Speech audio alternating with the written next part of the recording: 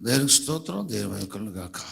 రోమీయుల రాష్ట్ర పత్రిక 1వ అధ్యాయము 8వ వచనం నుండి చదువుకుందాం. మీ విశ్వాసము సర్వలోకమున ప్రచురము చేయుచుంటను బట్టి మొదట మీ అందరి నిమిత్తము యేసుక్రీస్తు ద్వారా నా దేవుని కృతజ్ఞతలు చెల్లించున్నాను. ఇప్పుడు ఎలాగైనా ఆటంకము లేకుండా మీ యొద్దకు వచ్చుటకు దేవుని చిత్తం వలన నాకు వీలు కలుగునేమో అని నా ప్రార్థన యందు ఎల్లప్పుడూ ఆయన బతిమాలుకొనొచ్చు మిమ్మల్ని గూర్చి ఎడతెగక జ్ఞాపకం చేసుకొనుచున్నాను. ఇందుకు ఆయన కుమారుని స్వాత విషయమై నేను నా ఆత్మ యందు సేవించిన దేవుడే నాకు సాక్షి. మీరు స్థిరపడవలని, అనగా మీకును నాకు కలిగిన విశ్వాసము చేత, అనగా మనం ఒకరి విశ్వాసము చేత ఒకరు ఆదరణ పొందవాలని, ఆత్మ సంబంధమైన కృపావరం ఏదైనా మీకు ఇచ్చటకు మేము చూడవాలని మీకు అపేక్షించున్నాను. చూడలారా, ఇతరులైన అన్ని జనుల్లో ఫలం పొందినట్లు మీలో కూడా ఫలం ఏదైనా పొందవాలని అనేక పర్యాలు మీ వద్దకు రానుద్దేశిస్తుంది. కానీ ఇదివరకు ఆటంకపరచబడుతుంది. ఇది మీకు తెలియకుండా నాకు ఇష్టం లేదు. గ్రీసు దేశులకు, గ్రీసు దేశులకు కాని వారికి, జాన్లకును మూళ్లకును నేను రుణస్తుడను. కాగా నా వలనంత పట్టుకు రోమాలోని మీకును స్వాత ప్రకటించడానికి సిద్ధముగా ఉన్నాను. స్వాతను గూర్చి నేను సిగ్గుపడవాడును కాను.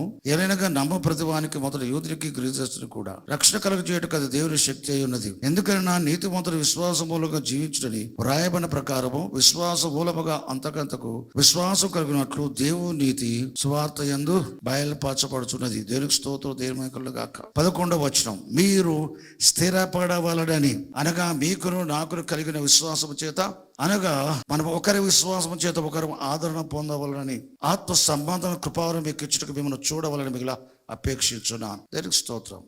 పౌలు దైవజనుడు. రోమాలోని పరిశుద్ధులందరూ కూడా క్రీస్తు విశ్వాసం నుంచి రక్షించబడే వ్యక్తులు. వారి పరిశుద్ధాత్మతో నింపబడ్డ వ్యక్తులు, పరిశుద్ధంగా జీవించబడే వ్యక్తులు. ఈ రోమా పత్రికలో అన్ని జనులకు విశ్వాసులకును యూదులలో నుండి క్రీస్తులో విశ్వాసం వచ్చిన వారికి కూడా ప్రయోజనకరంగా పౌలు ద్వారా రాయబడ్డది. పౌలు చెప్తున్న మాట ఏంటంటే, ఈ పత్రిక రాస్తున్నాడు చాలా దూరంగా ఉండి. రోమా చాలా దూరంలో ఉంది. ఆనాడు రోమా సామ్రాజ్యం ప్రపంచ దేశాలను ఏల్తా ఉంది, అనేక దేశాలని. ఇటలీ దేశంలో రోమా ముఖ్య నగరంగా ఉండేది. కైసరు అక్కడ ఉంటాడు. ఆ కాలంలో అంటే చక్రవర్తి అక్కడ ఉంటాడు. వారి సామ్రాజ్యంలో, రాజ్యాలలో రాజులు ఉంటారు.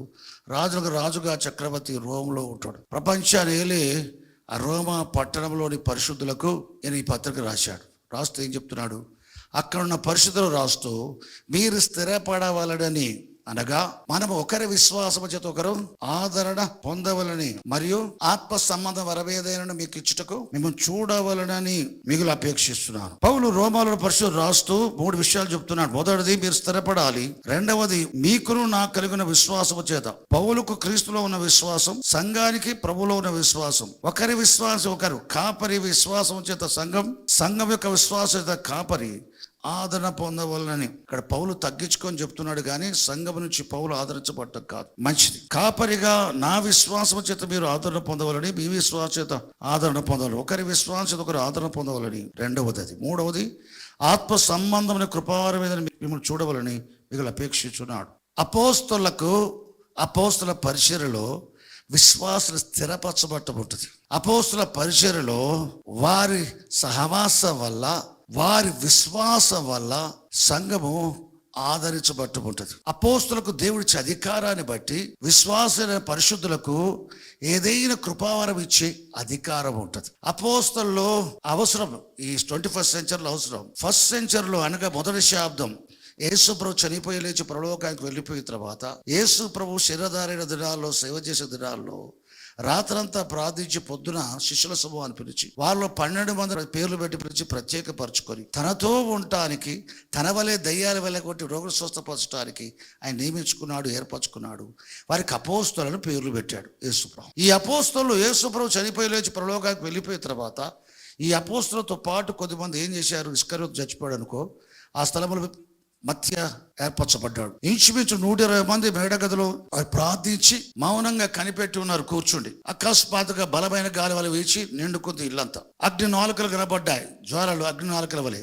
అది విభాగించబడి వారిపై వ్రాలగా వారి పరిశుద్ధాలు నిండుకున్నారు.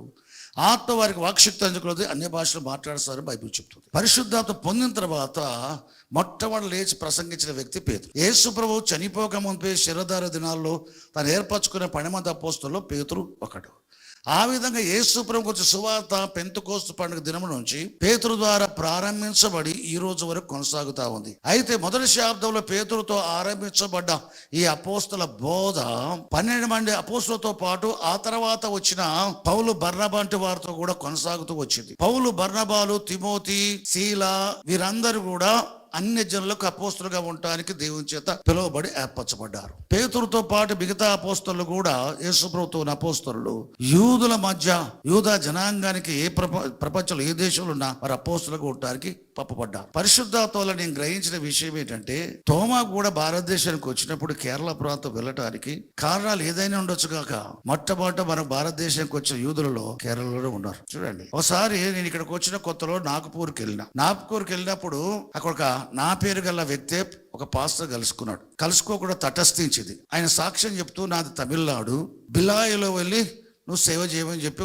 ప్రార్థన చేస్తున్న స్వరం వచ్చింది. నేను ఇంట్లో ఏం చెప్పకుండా మళ్ళీ వస్తా కొద్ది రోజుల తర్వాత అని చెప్పి భార్య బిడ్డలు విడిచిపెట్టి బిలాయికి ప్రయాణమైపోయాడు. బిలాయిలో ఆయనకు ఎవరు తెలియదు. ప్రార్థించగా ఆయన వినిన స్వరాన్ని బట్టి వెళ్ళిపోయాడు బిలాయికి పోయి నేను ఎక్కడ ఉండాలా పొద్దుగు కిందని వీధులకు ఉండబోతా ఉంటే ఒక క్రిస్టియన్ హౌస్ అని గుర్తుపట్టడానికి వీలుగా ఉంది. అది కూడా తమిళులది. ఈయన సంతోషంకి అవధులు లేవు. ఆ హిందీ బెల్ట్ లో ఈయనకు ఆశ్రయం కావాలా, సపోర్ట్ కావాలని ఆలోచించినప్పుడు తమిళనాడు నుంచి వచ్చి అక్కడ స్థిరపరచబడే వ్యక్తులే ఆ ఇల్లే కనబడితే ఆ ఇంటికి పోయితే వాళ్ళు కూడా విశ్వాసులే. నేను సేవకుని ప్రార్థించగా నా స్వరం వచ్చింది, ఈ ప్రాంతంలో సేవ చేయమంటే నేను ఈ విధంగా వచ్చాను, ఈ రోజే వచ్చాను, ఎక్కడ ఉండాలా ఎలా తెలియదంటే, ఈ రోజు మటుకు మా దగ్గర రండి అని చెప్పి చేర్చుకొని అక్కడ ఉండటానికి అనుకూల పరిస్థితులు వారు సహకరించగా అప్పుడు పోయి భార్య పిల్లలు తెచ్చుకొని అక్కడ సేవ చేయటం మొదలుపెట్టాడు. ఆయన ఈ సాక్ష్యాన్ని చెప్పుకొచ్చాడు. ఏ విధంగా? దేవునికి స్తోత్రం. ఈ విధంగా హల్లెలూయా. దేవుడు ఆ విధంగా చేస్తాడు. పౌలు కూడా చూడండి, యెరూషలేములో యూదయలో సంఘాన్ని హింసించేవాడుగా ఉన్నాడు. స్త్రీ పురుష విశ్వాస చెరసాల వేసి ప్రభునామను దూషింపని బలవంత పెట్టేవాడుకున్నాడు. ఆ తర్వాత ఆ వ్యక్తి యూదయ సంఘాలలో యెరూషలేములో సంఘాన్ని హింసించడం సరిపోదు అనుకుని చెప్పి సంఘాన్ని నాశనం చేయడం తనకు ప్రాణాధారం అనుకుని అధికారుల యొద్ద, ప్రధాన యాజకుల యొద్ద పత్రికలు తీసుకుని సిరియా దేశానికి దమస్కు పట్టణానికి వెళ్దామని బయలుదేరాడు. దమస్కు పట్టణం సమీపించినప్పుడు యేసు ప్రభు ఆయన దర్శించాడు. ఆయన జీవితం మారిపోయింది. యేసే క్రీస్తు అని ప్రకటించడం మొదలుపెట్టాడు. దమస్కులో ఆయన చంప చూసినప్పుడు అక్కడి నుంచి బయలుదేరాడు. ఆ తర్వాత యెరూషలేం ప్రాంతాలకు వచ్చి అపోస్తులు కలుసుకోవడానికి ప్రయత్నం చేస్తే, యేసు ప్రభు సహోదరుని యాకోబును మిగతా అపోస్తులు కలుసుకోవడం ప్రయత్నం చేస్తే ఆయన నమ్మలేదు. ఎవరు సంఘం ఆయన చూసి భయపడుతుంది. అపోస్తలు ఎవరు ఆయన నమ్మలేదు. ఎవరు ఆయన దగ్గరికి రానియపోయేసరికి బర్నబాను ఒక వ్యక్తి ఏం చేశాడు, ఈయన కాస్త విలువ ఉంది. ఎందుకు తెలుసా? వీరి సహోదరి పేరు మరియా, ఆ మరియ కుమారుడి పేరు మార్కు, సువార్త రాష్ట్ర మార్కు. ఈ బర్నబా తన సొంత అక్కైన, తన సొంత అల్లుడైన మరియా మార్కుల ఇంట్లోనే సంఘం కూడుకొని పరిశుద్ధాత్మ పొందుకోవడం జరిగింది. కాబట్టి కాస్త వారి బంధువుల ఇల్లు కాబట్టి కాస్త చెప్పినట్టు వింటారు గనక ఈ బర్నబా ఏం చేశాడు, తనకున్న గుర్తింపును అనుసరించి పౌలు దగ్గర తీసి పౌలును తీసుకువెళ్లి అపోస్తులకు పరిచయం చేశాడు, యాకోబుకు పరిచయం చేశాడు. అనగా ఆ కాలమందు యేసుప్రభు సోదరుడైన యాకోబు ఆ సంఘానికి అధ్యక్షుడిగా, బిషప్ గా ఉన్నాడు.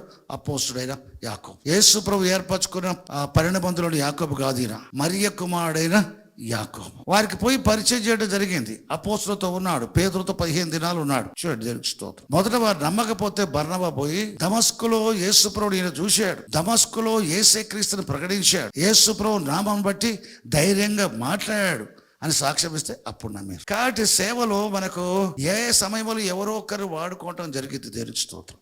హల్లెలూయా. మోషే పుట్టినప్పుడు, ఆ కాలంలో మోషే పుట్టక మునిపే ఫరో రాజు ఏమన్నాడు తెలుసా? హెబ్రీయులు అంటే హెబ్రీ భాష మాట్లాడే ఇజ్రాయేలు వారికి మగపిల్లల్ని కన్నట్లయితే కానుపు పీటల మీదనే చంపమని ఆజ్ఞాపించాడు. ఎవరికి? మంత్రసాలకు ఆజ్ఞాపించగా వారు దేవునికి భయపడి ఆ పని చేయలేదు. రాజు వారు పిలిపించి అడిగాడు, వారు ఏదో కారణం చెప్పారు. రాజు మరలా ఆజ్ఞాపించాడు, ఇజ్రాయేలుకు మగబిడ్డ పుట్టినట్లయితే నదిలో పారవేయాలి, ఆడబిడ్డ పుట్టినట్లయితే బతకొచ్చు అని చెప్పాడు. ఆ కాలమందు మోషే పుట్టాడు. మోషే తల్లిదండ్రులైన అమరామ యోకెబెదులు దేవునిలోని విశ్వాసాన్ని బట్టి తల్లి విశ్వాసాన్ని బట్టి 3 నెలలు దాచిపెట్టింది. తల్లి ఏమిటి? విశ్వాస సంబంధమైన స్త్రీ, విశ్వాసరాలు. తల్లి ఎవరండి? విశ్వాస వీరురాలు. ఏమంటారండి? విశ్వాస వీర స్త్రీ. ఏం చెప్పాలా? విశ్వాస స్త్రీ. ఆ స్త్రీ విశ్వాస స్త్రీ. ఆమె విశ్వాసాన్ని బట్టి 3 నెలలు దాచిపెట్టడం జరిగింది. ఇక ఆమెకు విశ్వాసం 3 నెలల కంటే ఎక్కువ సరిపోలా. తల్లిదండ్రులు ఏం చేశారు తెలుసా? జమ్ము పెట్టి తయారు చేసి నదిలో పాడేసి ఆ పిల్లవాడిని చావు చూడలేక తల్లిదండ్రులు వెళ్ళిపోయారు. కానీ మోషే అక్క మాత్రం నిలబడి ఉంది. ఇవేం చేస్తుంది తెలుసా? నా తమ్ముడికి ఏమైద్దో అని చూస్తుంది. ఈమె రెండవ స్త్రీ. మొదటి స్త్రీ ఎవరు తెలుసా? విశ్వాస స్త్రీ, తల్లి. ఈమె అక్క ఏంటి తెలుసా? వివేకం గల స్త్రీ. ఎవరండి? వివేకం గల స్త్రీ. ఏం చేస్తా ఉంది? నా తమ్ముడికి ఏమైద్దో చూద్దామని ఉంది. ఈ లోపల ఫరో కుమార్తె తన చెలికత్తలతో పాటు స్నానానికి వచ్చింది అక్కడికి. మోషే ఏడుస్తున్నాడు, చిన్న పసివాడు ఏడుస్తున్నాడు. ఆ పిల్లవాడిని ఏడిపోయి ఆ పిల్లవాడిని తీసుకురాడని చెప్తే తీసుకొస్తే హెబ్రీల పిల్లల్లో ఒకడు వీడు అని చెప్తుంది. వెంటనే ఈ అవకాశాన్ని చూసుకొని ఆమె అనుకుంది, ఫరో కుమార్తె నా తమ్ముని విషయంలో ఏమనుకుంటుంది అనుకున్నదేమో. ఎందుకంటే మగపిల్లలు అయితే నదిలో పారవేయడం రాజాజ్యం కనుక చూసి మనోడు కాదులే వీడు హెబ్రీయుడు పడేయండి అంటదేమో అనుకుంది ఆమె. కానీ ఆమె కనికర పట్టడం చూసింది. ఎట్లా చూసింది? ఇప్పుడు హెబ్రీ పిల్లల్లో ఒకడు అని అంది. అది చూడగానే ఈమెకేం కోపం రాలే, జర దయ కనబడుతుంది ఇవ్వాలని చెప్పి పరిగెత్తుకుని వచ్చి వీరిని నీ కొరకు పెంచున్నట్లుగా దాదిని తీసుకుని వస్తున్నా అన్నది ఆమె. దీంట్లో ఎంత ఉంది తెలుసా? చిన్న మాటగా దాంట్లో ఎంత తెలుసా? ఆమెకి లేని ఆలోచన పుట్టించింది ఆమె. నువ్వు వీడిని పెంచుకోవాలి, ఈ పిల్లవాడిని నువ్వు పెంచుకోవాలని ఆలోచన పెట్టింది ఆమె. తమ్మును బతికించుకోవడానికి ఆమె చేసే పని ఏంటి? వివేకంగా ప్రవర్తించింది. ఆమె పరిగెత్తుకుని పోయి నీ కొరకు ఈ పిల్లవాడిని పెంచున్నట్లుగా నేను వెళ్ళి దాదుని తీసుకుని వస్తున్నా వీని కొరకు అంది. నాకు ఆలోచన, అవును నేను ఎందుకు పెంచుకోకూడదు? అవును నేను ఎట్లా పెంచాలా? ఇంకా నేను పెళ్లి కానిస్తే ఎట్లా పెంచాలా? నా కొరకు పెంచడానికి దాదుని తీసుకురాపో. దాదుని పట్టుకొచ్చి ఎవరు పట్టుకొచ్చి? తల్లిని పట్టుకొచ్చింది. ఈమె దాది అని చెప్పేది. వీని నా కొరకు పెంచు, దీనికి కావాల్సిన ఖర్చు అంతా నేను పెట్టుకుంటా అని చెప్పేసి ఖర్చు కూడా ఇచ్చారు. ఇక్కడ ఈ స్త్రీ మిర్యాం ఏం చెప్పొచ్చు అంటే వివేకం గల స్త్రీ. తల్లేమో విశ్వాసం గల స్త్రీ, కుమార్తె ఏమో వివేకం గల స్త్రీ. పిల్లవాడు బ్రతికాడు. ఈ మోషే పిల్లవాడిని బ్రతికించడానికి మొదట అతని జీవితానికి తల్లి ఉపయోగపడింది, తర్వాత అక్క ఉపయోగపడింది. స్త్రీలు 40 ఏళ్ళ వయసు వచ్చేసరికి చూడండి, దేవునికి స్తోత్రం, రాజకుమారుడుగా చెప్పబడుతున్నాడు. రాజకుమారుడుగా గుర్తింపు వచ్చింది. ఫరో కుమారుడుగా పేరు వచ్చింది. అంతఃపురంలో నివసించే, రాజభవనంలో నివసించే వ్యక్తి. 3వ వ్యక్తి కనికర గల వ్యక్తి. ఎవరామె? ఫరో కుమార్తె. దయగల వ్యక్తి. మా తండ్రి ఆజ్ఞాపించాడు అందరు చావాలని, ఏసై నీళ్ళల్లో అని చెప్పలేదు ఆమె కనికరపడది. ఆమె కనికరపడకపోతే మిర్యాం పని అయిపోయేది. ఏంటి? పోయి హెబ్రీయుల పిల్లగాని నన్ను పెంచుకోమంటావా అనేది అనలేదా? ఆ పిల్లవాడు చావకుండా బ్రతికించబడటానికి ఫరో కుమార్తెలో దేవుని కనికరం ప్రత్యక్షమైంది. 3 స్త్రీలు ఆయన బతకడానికి. 40 ఏళ్ల వయసులో ఇజ్రాయెల్ రక్షించడానికి ఐగుప్తును ఒకరు చంపడం వల్ల ఆయన పారిపోవాల్సి వచ్చింది. పారిపోయాడు మిద్యాన్ దేశం పారిపోయినప్పుడు ఆయన దాంగున బావి దగ్గర ఉంటే అక్కడ మందలు తీసుకొని వస్తున్నప్పుడు ఆ మందల సమయంలో ఇత్రో అనే యాజకుడు ఉన్నాడా, ఆమె కుమార్తె తండ్రి మందని మేపుకొని వచ్చింది. వరుస క్రమంలో బావి మీద రాయి దొరికినప్పుడే నిలువేయాలి. కానీ ఆమె ఆలస్యం అయ్యేటట్టుకుంటే, ఆమెను తోలి వేసేటట్టుకుంటే ఈయన వెళ్ళిపోయి హీరో లాగా ఏం చేశాడు? హెల్ప్ చేశాడు. అప్పుడు ఈమె వెళ్ళిపోయింది. మందం తీసుకుని వస్తే తండ్రి అడిగాడు, ఇంత త్వరగా వచ్చాడంటే ఒక హీరో వచ్చాడు. ఆయన ఐగిప్తీయుడు. ఎవరండి? ఆయన ఐగిప్తుడు వచ్చిన సహాయం చేశాడంటే ఆ మనుషుడు ఎక్కడ? భోజనాన్ని ఎందుకు పిలవడాడు? భోజనాన్ని పిలవడం ఏంటి?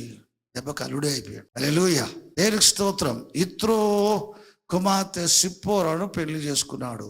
ఆమె అతని కొరకు 2 కుమారులను కన్నది. దేవునికి స్తోత్రం. మంచిది. 40 సంవత్సరాలు మామ మందని మేపుకుంటూ సీనాయి పర్వతారణ్యంలో హోరే పర్వతం దగ్గరకు వచ్చినప్పుడు దేవుడు మండుచున్న పొదలో కనబడి మోషేని పిలిచి ఏర్పరచుకొని ఫరో దగ్గరికి ఇజ్రాయెల్ విడిపించడానికి ఐగుప్తుకు పంపినప్పుడు తన భార్య బిడ్డలను తీసుకుని మోషే ప్రయాణం చేసి మార్గంలో సత్రంలో దిగాడు. ఆయన ఎక్కడ దిగాడు? సత్రంలో దిగినప్పుడు యెహోవా మోషేను చంపచూడగా అన్నది బైబిల్లో. యెహోవా మోషేను చంపచూడటం మోషేకి అర్థం కాలేదు. దేవుడే కనబడి మోషేని పిలిచి పోను అంటే పోవాలని చెప్పి ఆయనకు ఎన్నో సూచనలు చూపెట్టి ధైర్యపరిచి ప్రోత్సాహపరిచి నీతో పాటు నీ అన్నకు సపోర్ట్గా ఇస్తా అని చెప్పి అహరోను ఇచ్చి నేను పంపుతానని చెప్పి ఇన్ని ధైర్యాలు చెప్పి సూచనలు చెప్పేసి పంపించాడు కనబడి దేవుడు. కానీ ఇప్పుడు శత్రువులు మోషేను చంపచూచున్న యెహోవా ఆయన కనబడలే, ఆయన భార్య కనబడది. దేవుడు యెహోవా తన భర్త అయిన మోషేను చంపచూడటం గమనించింది. అరే, నా భర్త నాతో చెప్పింది ఏంటి? మా దేవుడు యెహోవా, మా పితరుల దేవుడు యెహోవా, అబ్రహాము ఇస్సాకు యాకోబుల దేవుడు ఇజ్రాయెల్ విడిపించడానికి ఫరో దగ్గర పోమని చెప్పేసి నాకు కనబడి చెప్పాడు, ఈ సూచికలు చేయమని చెప్పాడు, ఫరో దగ్గరికి వెళ్ళమని చెప్పాడు. నేను వెళ్ళాల్సి ఉంటుంది, పోదాంపా, నువ్వు కూడా రా అంటే నేను కూడా వస్తాను. ఆమె భార్య భర్త 2 పిల్లలతో బయలుదేరుతాం. ఇదంతా స్టోరీ చెప్పాడు. ఏ యెహోవా మా భర్తని పిలిచి పంపుతున్నాడు, ఆ యెహోవాయే మా భర్తను చంపడానికి ఎందుకు ప్రయత్నం చేస్తున్నాడని చెప్పేసి ఆమె తీవ్రంగా ఆలోచించింది. ఎప్పుడైతే నువ్వు తీవ్రంగా ఆలోచించాలా? తీవ్రంగా ఆలోచించకపోతే దేవుని చిత్తం కనుగొనలేవు. ఒక విషయాన్ని తెలుసుకోవడానికి నువ్వు సీరియస్గా తీసుకోవాలా. ఒక విషయం చెప్తే ఒక సీరియస్ తీసుకుంటారంట చూడండి, అట్లా తీసుకోవాలి.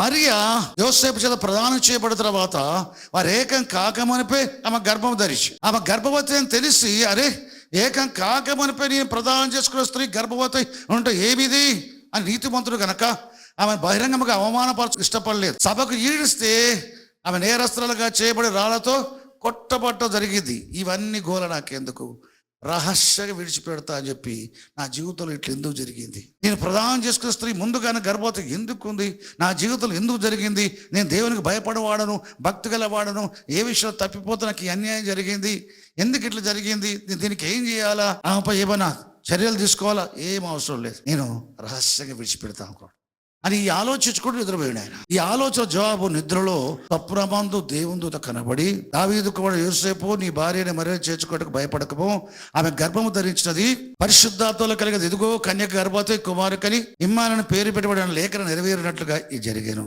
అని ప్రభువు దూత స్వప్నమందు చెప్పేసరికి వెంటనే లేచి తన భార్యను చేర్చుకున్నాడు. ఒకవేళ నేను సీరియస్గా ఆలోచించకపోతే ఆన్సర్ దొరికేది కాదు. పేతురు యెరూషలేములో సేవ చేసి, యూదయ ప్రాంతాల సేవ చేసి, సమరయ ప్రాంతాల సేవ చేసి, చివరికి ఎక్కడ లుద్దా ప్రాంతాలకు, యొప్పే ప్రాంతాలకు పోయాడు. యొప్పేలో సముద్రపు టద్దరున ఉన్న చర్మకారుని ఇంట దిగాడు. ఆ స్థలానికి 4-5 సార్లు పోయాను. ఆ స్థలంలో ఇప్పుడు చర్చి కట్టారు. ఎక్కడ చర్మకారుని ఇల్లు ఉంటుందో ఆ చర్మకారు ఇంట ఈయన ఉండి ప్రార్థన చేసి దర్శనం వచ్చిందో అక్కడ ఆ ప్లేస్ లో చర్చి కట్టారు. దేవునికి స్తోత్రం. ఆ చర్మకారుని ఇంట ఉండి ఆయన ప్రార్థన చేస్తుండగా ఆకలి కొన్నాడు. కానీ ఇంటి వారు భోజనం సిద్ధపరుస్తున్నారు, ఈయన ప్రార్థన చేస్తున్నాడు. అంటే కొద్ది రోజుల నుంచి ఉపవాసం ఉన్నాడు. దేని కొరకంటే ఆత్మలు కావాలి, నేను మనుషులు పట్టే జాలలుగా చేస్తా చెప్పాడు కదా. యెరూషలేములో ఆత్మలు దొరికాయి, యూదయాలో ఆత్మలు దొరికాయి, యొప్పేలో కూడా ఒక ఆత్మలు కావాలా, కొన్ని దొరికాయి, ఇంకా కావాలా అంటే అని ప్రార్థన చేస్తా ఉంటే పరలోక ఒక దర్శనం వచ్చింది. 4 దిక్కుల పట్టుకుని ఒక వస్త్రం వంటిది, చెంగు వంటిది కనబడింది.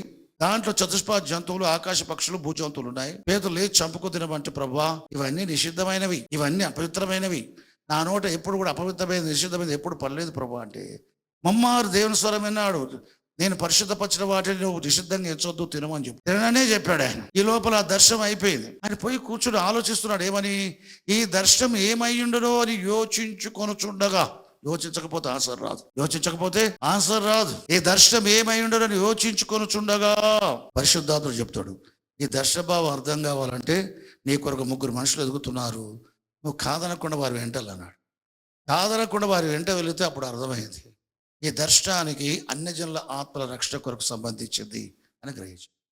పేతురు యోచించకపోతే ఆన్సర్ వచ్చేది కాదు. పెంతెకోస్తు పండుగ మునిపే 10 రోజుల ముందే అపోస్తలు, మరియ కుమారులు కొంతమంది మేడగదులు కూర్చున్నారు. రోజుకి ఆ సంఖ్య పెరుగుతూ పెంతెకోస్తు 120 మంది అయ్యారు. ఒక్కసారి 120 మంది కూడుకోలే. పెంతెకోస్తు పండుగ దినానికి 120 మంది అయ్యారు.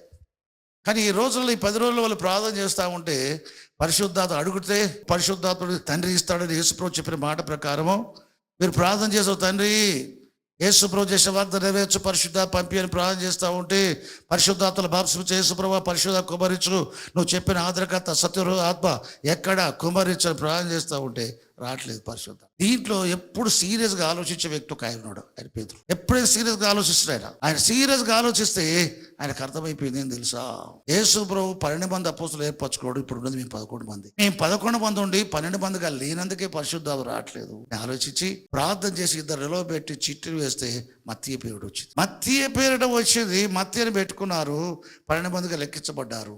మళ్ళీ ప్రార్థన చేశారు, మళ్ళీ రావట్లేదు. ఏంటని ఆలోచిస్తే ఏం చెప్పాడు, యేసుక్రీస్తు ప్రభు అడగటం మట్టుకే కాదు, నా తండ్రి వల్ల విన వాగ్దానం కొరకు కనిపెట్టుడి అన్నాడు. ఆయన ఏమన్నాడు, ఆయన కనిపెట్టుడి అన్నాడు. ఓహో, ప్రార్థన ఏదో బాగా చేసాం చాలా రోజులు, కానీ కనిపెట్టడం లేదని చెప్పి వారు ఏం చేశారు, ప్రార్థన చేయడం మానేసి హాయిగా ఏం చేశారు, మేడగల కూర్చొని ఉన్నారు. ఏం చేస్తుంది అసలు, కూర్చొని కనిపెడుతున్నారు. చేస్తున్నారు, కనిపెట్టిన రావట్లే, అయినా కనిపెడుతున్నారు. కనిపెట్టిన రావట్లే, పరిశుద్ధాత్ముడు కనిపెడుతున్నారు. పెంతెకోస్తు పండుగ రాగానే పరిశుద్ధాత్ముడు కూర్చున్న ఇల్లంతా నిండింది. కూర్చున్న వారికి పరిశుద్ధాత్ముడు వచ్చాడు, నియమబడ్డాడు, జరిగింది. ఏదైనా సరే మన ఆత్మసమైన విషయాలు, లోతైన విషయాలు, ఉన్నతమైన విషయాలు అర్థం చేసుకోవాలంటే నీకు అర్థం కాని విషయం, ప్రశ్నగా ఉన్న విషయాన్ని సీరియస్ గా నువ్వు ఆలోచిస్తే అదే ధ్యానం. ధ్యానం అంటే ఏదో కాదు, దైవిక విషయాలు ఆలోచిస్తే ధ్యానం. నీకు అర్థం కాని విషయాలను ఆలోచిస్తే అది అర్థం. రండి, యేసు ప్రభు ఫిలిప్పు దగ్గర కైసరయ ప్రాంతాలకు వచ్చినప్పుడు మనిషి కుమారుని గురించి జనములు ఏమనుకుంటున్నారు అని చెప్పాడు. జనసమూహాలు అనుకుంటున్నారు, ప్రవక్త అనుకుంటున్నారు, ఏలియా అనుకుంటున్నారు, ఇర్మియా అనుకుంటున్నారు, తర్వాత బాప్తిస్మ యోహాను అనుకుంటున్నారు. సరే, మంచిది, ఇది ప్రజలు అనుకునే మాట. మీరు నా శిష్యులు కదా, నా శిష్యులు మీరేమనుకుంటున్నారు అంటే అప్పుడు చూస్తారు, ఈయనెవర్రా, వాళ్ళు చాలా కాలం ఈయనెవరు అనుకుంటారు తెలుసా. గాలిని సముద్రం గద్దించినప్పుడు ఈయనెవరు, యేసుప్రభు గాలి సముద్రం గద్దించడం నిమలమైపోయింది కదా. నిమలమైపోయినప్పుడు వాళ్ళు ఏం మాట్లాడుకున్నారు? ఈయనెవరు? గాలియు సముద్రం ఈయనకు లోబడుచున్నవి. ఈయనెవరు? మరి ఎవరని వెంబడిస్తారు వీళ్ళు? ఏమో. యేసుప్రభుని ఎందుకు నమ్ముకున్నారో, ఎందుకు ఉడికిపోతున్నారో, ఎందుకు బోధ వింటున్నారో, ఎందుకు వెంబడిస్తున్నారో తెలియకుండా కూడా జనాలు ఉంటారు, కొంతమంది శిష్యులు. యేసుప్రభు శిష్యులు యేసుప్రభు వీరిని కాపాడటానికి తుఫాన్ని గద్దించాడు, గాలి సముద్రం నిమలం అయిపోతే ఈయనెవరో అని మాట్లాడుకుంటారు. మరి ఎవరని వెంబడిస్తున్నారు వీళ్ళు? ఏమో. ఈయనెవరో? యేసుప్రభు శిష్యులు ఇద్దరు పిలిచి, ఎదురున్న గ్రామానికి వెళ్ళండి, కట్టబడ్డ గాడిద ఒకటి ఉంటుంది, గాడిద పిల్ల ఉంటుంది, తోలుకొని రండి, ఎవరైనా అడిగితే ప్రభువుకు కావాల్సిందని చెప్పండి అని చెప్తే తోడుకొని వచ్చారు. దాని వస్త్రాల పర్వగా యేసుప్రభు కూర్చున్నారు. యేసుప్రభు ఊరేగించుకుని పట్టమంతా తిప్పారు. పట్టమంతా జనసమూహం అంతా ఏమనుకున్నారు తెలుసా? బాగా ఆయన చుట్టూ తిరిగి ఈయనెవరు అంటారు. ఏమంటారు? ఆయన ఊరేగించి పట్టణంలోని జనసమూహం అంతా ఏమనుకుంటుంది తెలుసా? ఈయనెవరో. ఒకడు నజరేయుడైన యేసు అనే ప్రవక్త అన్నాడు ఆయన. చివరికి ఒకడు ఆన్సర్ అట్లా ఇచ్చాడు. యేసుప్రభుడు ఎప్పుడు కూడా ఈయనెవరు? దేవాలయపు ప్రతిష్ఠిత ఆరాధన పండుగ జరుగుతుంది. యేసుప్రభు దేవాలయంలో ఉన్నాడు, యెరూషలేము దేవాలయంలో. యూదులందరూ ఆయన చుట్టుకొని ఏమడుతున్నారు తెలుసా? నువ్వు క్రీస్తు అయితే మాతో చెప్పు, ఎంతకాలం మాకు ఇది అర్థం కాకుండా పెడతావు? నువ్వు క్రీస్తు అయితే మాతో చెప్పు, ఎంతకాలం మర్మంగా వస్తావు దీని? క్రీస్తు అయితే నేను చాలాసార్లు చెప్పితిని కానీ మీరు నమ్మ. అప్పటికే యేసుప్రభు చాలాసార్లు చెప్పేసినా కానీ వాళ్ళు నమ్మటం లేదట. చూడండి, యేసుప్రభు వారికి అందరికి కూడా ఒక వివాదాస్పద వ్యక్తిగా ఆయన గురించి ఆలోచింపచేటట్టుగా చేసేసాడు. సీరియస్ గా ఆలోచించడం అనేది చేయలే. ఏదో కనపడ్డప్పుడు ఎవరో నేను గురించి ఏమని చెప్పుకుంటున్నావు అంతే. కానీ యేసుప్రభు చెప్తున్నాడు, మనిషి కుమారుని గురించి మీరేమనుకుంటున్నారు? అపోస్తలులారా, 12 మంది నాతో ఏర్పరచబడవారులారా. పబ్లిక్ రకరకాల అనుకుంటుంది. మీరు నాతో ఉంటారు, నాతో బోధించబడతారు, నాతో వ్యక్తిగతంగా నాతో ఉండే వ్యక్తులైన మీరు, ఎల్లప్పుడూ వెంబడించే వ్యక్తులు మీరు, నా గురించి మీరు ఏమనుకుంటున్నారు? ముఖాలు చూసుకోండి. ఎవరా? తమ్ముడు చెప్పు, యోహాను దగ్గరకుంటూ ఆయనకు నువ్వు కనుక్కో అంటాడు. ఆయన ఎట్లా అడిగి చెప్తాడు? ఆయనే మనల్ని అడుగుతున్నాడు. మనం తెలిసి చెప్పాలి. ఇక్కడ వాళ్ళిద్దరు మాట్లాడుతారు, ఇంకో ఇద్దరు పేతురు ఎవరిని అడుగుతున్నారు? ఈ పేతురు ఎప్పుడు కూడా పెద్దానికి అర్థం కాదని సీరియస్ గా ఆలోచిస్తాడు. ఆన్సర్ వచ్చేసింది. నువ్వు సర్వోన్నతుల దేవుని కుమారుడు క్రీస్తువు అన్నాడు. సీమోను బర్యోనా, నువ్వు ధన్యుడవు, మనుషులు నీకు ఇది బయలుపరచలేదు, నరమాంసములు అంటే నరులు నీకు బయలుపరచలేదు, రక్తమాంసములు అన్నాడు. అంటే నరులు, మనుషులు నీకు ఇది బయలుపరచలే, పరలోక నా తండ్రి దేవుడు నీకు బయలుపరిచాడు. ఈ విషయం దేవుడు బయలుపరిచాడు. చూడండి, మనం శరీరంలో ఉన్నాం గనక మనుషులు ఆలోచిస్తారు, కానీ విశ్వాసం గనక మనుషులు ఆలోచించినప్పుడు నీకు అర్థమైంది, నీ ఆత్మకు తృప్తినివ్వదు. నా ఆలోచన గుర్తించండి. ఏమండి, మనము కూడా మనుషులమే, శరీరాన్ని బట్టి, రక్షించబడ్డ ఆత్మను బట్టి దేవుని పిల్లలము గాని రక్త మాంసాలను బట్టి మనము నరులమే, ఇతర మనుషుల వంటి వారమే. ఒక విషయాన్ని గురించి ఇతర మనుషులు ఎట్లా ఆలోచిస్తారో మనం కూడా ఆలోచించినప్పుడు ఇతర మనుషులకు ఎట్లా ఆలోచించగా అర్థమైందో మనం ఆలోచించగా అర్థమైందనుకో, నీ మనసులకు మంచిగా అనిపిస్తుంది కానీ నీ ఆత్మకు తృప్తి ఉండదు, ప్రయోజనకరంగా ఉండదు. మనుష్యరీత్యా మనుషులు ఆలోచించినట్టుగా దేవుని విషయాలు, దేవుని వాక్య విషయాలు విశ్వాసులు ఆలోచించినప్పుడు నీకు ఆన్సర్ నీలో నివసించి పరిశుద్ధాత్మ నుంచి వచ్చినట్లయితే నీ ఆత్మకు తృప్తి. అది దేవునితో మాట్లాడినట్టు. ఈ ప్రశ్నకు జవాబు దేవుడిస్తే నీ తృప్తి. ఆత్మ ఏం చేస్తున్నాడు? పరిశుద్ధాత్మ. నువ్వు బాగా ఆలోచిస్తున్నావు దర్శనం గురించి. ఆ దర్శన భావం తెలవాలంటే నీ కొరకు 3 మనుషులు వచ్చారు వెంట పోవం. అది దేవుడిచ్చిన ఆన్సర్, దేవుడిచ్చిన జవాబు. నా భార్య ఇట్లెందుకు అయిపోయింది, రహస్యం విడిచిపెడదాం అనుకున్నాడు. లోకరీచి ఆలోచించాడు ఆయన. కానీ దేవుడు ఏం చేశాడు? స్వప్నంలో మాట్లాడగలిగేసరికి దేవుడిచ్చే ఆన్సర్ తృప్తి అనిపించింది. యేసు దేవుడు క్రీస్తు అని చెప్పగానే ఆత్మలో తృప్తి అనిపించింది. కాబట్టి నీ ప్రశ్నలకు దేవుడు జవాబిస్తే నీ ఆత్మకు తృప్తి, నీ ఆత్మకు సమాధానం, నీ ఆత్మకు సంతోషం. క్రొవ్విన మెదడు దొరికింది. మెదడులు బాగా తింటారు కదా, మేక మెదడు, కోడి మెదడు అలవాటు. నాకు ఏ మెదడు అలవాటు లేదు, మెదడు తినుడు అలవాటు. ఎవరిది? మీరు ఆ మెదళ్ళు తింటారు కానీ కోడి మెదళ్ళు, మేక మెదళ్ళు మీరు తినండి, మీ మెదడు నేను తింటా.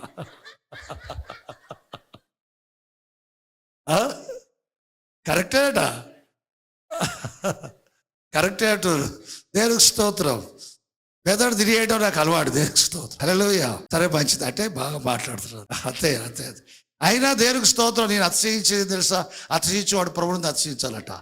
దేవుని వాక్యం చెప్పడంలో ఆతురపడతా. ఎదురు తెలుసా? ఏథెన్స్ పట్టణము విగ్రహాలతో నిండుకుంటూ చూసి ఆత్మపరిత పట్టలేక ఆత్మలో తీరదగలవాడే ఏథెన్స్ లో పెద్ద ప్రసంగం చేశాడు పౌలు. ఏమంటారా? అట్లా దేవుని విషయం మాట్లాడడానికి ఆతురపడితే తప్పేమి లేదు. ఆతురపడితే పౌలు ఎప్పుడు తన జీవితంలో ఎవరైనా పబ్లిక్ కనపడితే ఇద్దరు కనపడితే ఆతురపడతారు అంతే వాక్యం చెప్పడానికి. ఆ గ్రామం పోవాలా, ఈ పట్టణం పోవాలా, అక్కడికి పోవాలా, ఇక్కడ పోవాలా, ఆతురపడతాడు అంతే. కానీ ఆయనకు అడ్డం వచ్చేది ఎవరు తెలుసా? పరిశుద్ధాత్మ అడ్డం వస్తున్నాయి. ఆయన ఆతురపడతాడు, ఒక చోటు ఉండలేడు. అటు పరిగెత్తాలి, ఇటు పరిగెత్తాలి, ఇటు పరిగెత్తాలా. జీవితకాలం అంతా పరుగెత్తు చుట్టూ దేని కొరకు నీ పట్టబడితులో ప్రభు చేత దాన్ని పట్టుకోవడానికి పరిగెత్తుతున్నాను అంటాడు. అంతే, పరిగెత్తునే ఉంటాడు ఆయన. ఒక ఆయన చనిపోయాడు, ఇప్పుడు లేడు. పాస్టర్ సూపర్ కూడా వ్యక్తి, మంచిగా స్మోక్ చేస్తాడు, మంచిగా తాగుతాడు. కానీ ఆయన ఒక పాస్టర్ కొడుకు. ఆయన ఎవరు కొడుకు? పాస్టర్ కొడుకు. ఆయన నాకంటే పెద్ద వయసు గలవాడు. నేను చిన్నప్పుడు అన్నా నేను మారిపోయి వచ్చిన తర్వాత ఆయనకి నాకు సంబంధాలు లేవు. వాళ్ళకి ట్రాన్స్ఫర్లు ఉంటే ఎక్కడికో ట్రాన్స్ఫర్. ఆయన జలసాగా ఎక్కడికి పోయినంటే ఆంధ్ర రాష్ట్రంలో విజయనగరం శ్రీకాకుళం వైపు పోయాడు. ఎందుకు? తిని తాగడానికి పోయాడు అంతే. పోయిన తర్వాత ఒక చర్చి కనబడితే ఆ సండే చర్చికి పోవచ్చు అనుకున్నాడు. హోటల్లో ఉన్నాడు, తింటాడు, తాగుతాడు. మంచిగా సండే మునుపు రోజు పోయి ఆ చర్చి కాంపౌండ్ పోయి ఆ పాస్టర్ కలుసుకున్నాడు. ఆ పాస్టర్ కలుసుకొని మాట్లాడాడు. నేను కూడా పాస్టర్ కొడుకునే చర్చి చూసా, నేను రోడ్డు పోయేటప్పుడు పరిచయం చేసుకోవడానికి వచ్చినాడు. అట్లా మంచిది, నేను మిషన్ హాస్టల్ సూపరింటెండెంట్, నేను కాంపౌండ్ లోనే ఉంటా అని చెప్పి. అట్లనా, రేపు సండే వస్తారు కదా, వస్తాను. నేను ఏం చేసిన అంటే రాత్రంతా తాగినాడు. పొద్దున నిషా దిగిపోయేది. ఓ సండే నేను వస్తానా కదా అని చెప్పి ఫ్రెష్ గా తయారైపోయి చర్చికి పోయాడు. వచ్చి ఎక్కడో కూర్చున్నాడు. ఆయన రావటం పాస్టర్ చూసి, పలానా సహోదరులు మన మధ్యలో ఉన్నారు, వారు వేదికపై రావాలి కదా, ఈయన కూడా తగ్గిలో నన్ను పిలుస్తున్నాడు. పిలిచి ఈ మధ్యలో దేవుడు ఈయన పంపించాడు, మనకి ఈ రోజు వాక్య పరిచయం చేస్తున్నాడు. రాత్రంతా తాగిడు ఆయన. వాక్య పరిచయం గుండెన బండబడ్డదట. ఏం చేయాలి అర్థం కావట్లే. ఆయన ఏం చెప్పాలి అర్థం కాక గుండె దడదడ కొట్టుకో. నాకు ఈరోజు రాత్రంతా తాగిరా, ఏం చెప్పాలా, బైబిల్ కూడా చదవాలి, ఏం చెప్పాలంటే నేను గుర్తుకొచ్చినట. ఎవరు గుర్తుకొచ్చినా? నేను గుర్తుకొచ్చినట. గుర్తుకు రాగానే ఆయన చెప్పాడు, బైబిల్లో సౌలు ఉన్నాడు తెలుసా అని అడిగాట. కొత్త నిబంధన సౌలు ఉన్నాడు తెలుసా? తెలుసు. ఆయన సంఘాన్ని హింసించడంలో ఉరుకులాడుతున్నాడు, పరిగెత్తున్నాడు. యెరూషలేము అయిపోయింది, యూదా అయిపోయింది, సమర అయిపోయింది, దమస్కు పోతాడు, పరిగెత్తుడు.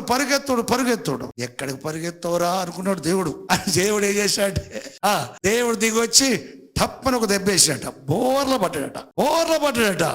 బోర్ల పడ్డాక ప్రభువా ఎవడవు నువ్వు హింసించిన యేసును అట్టనా ప్రభువా అని చెప్పి ఆ యేసు ప్రభు నమ్ముకున్నట.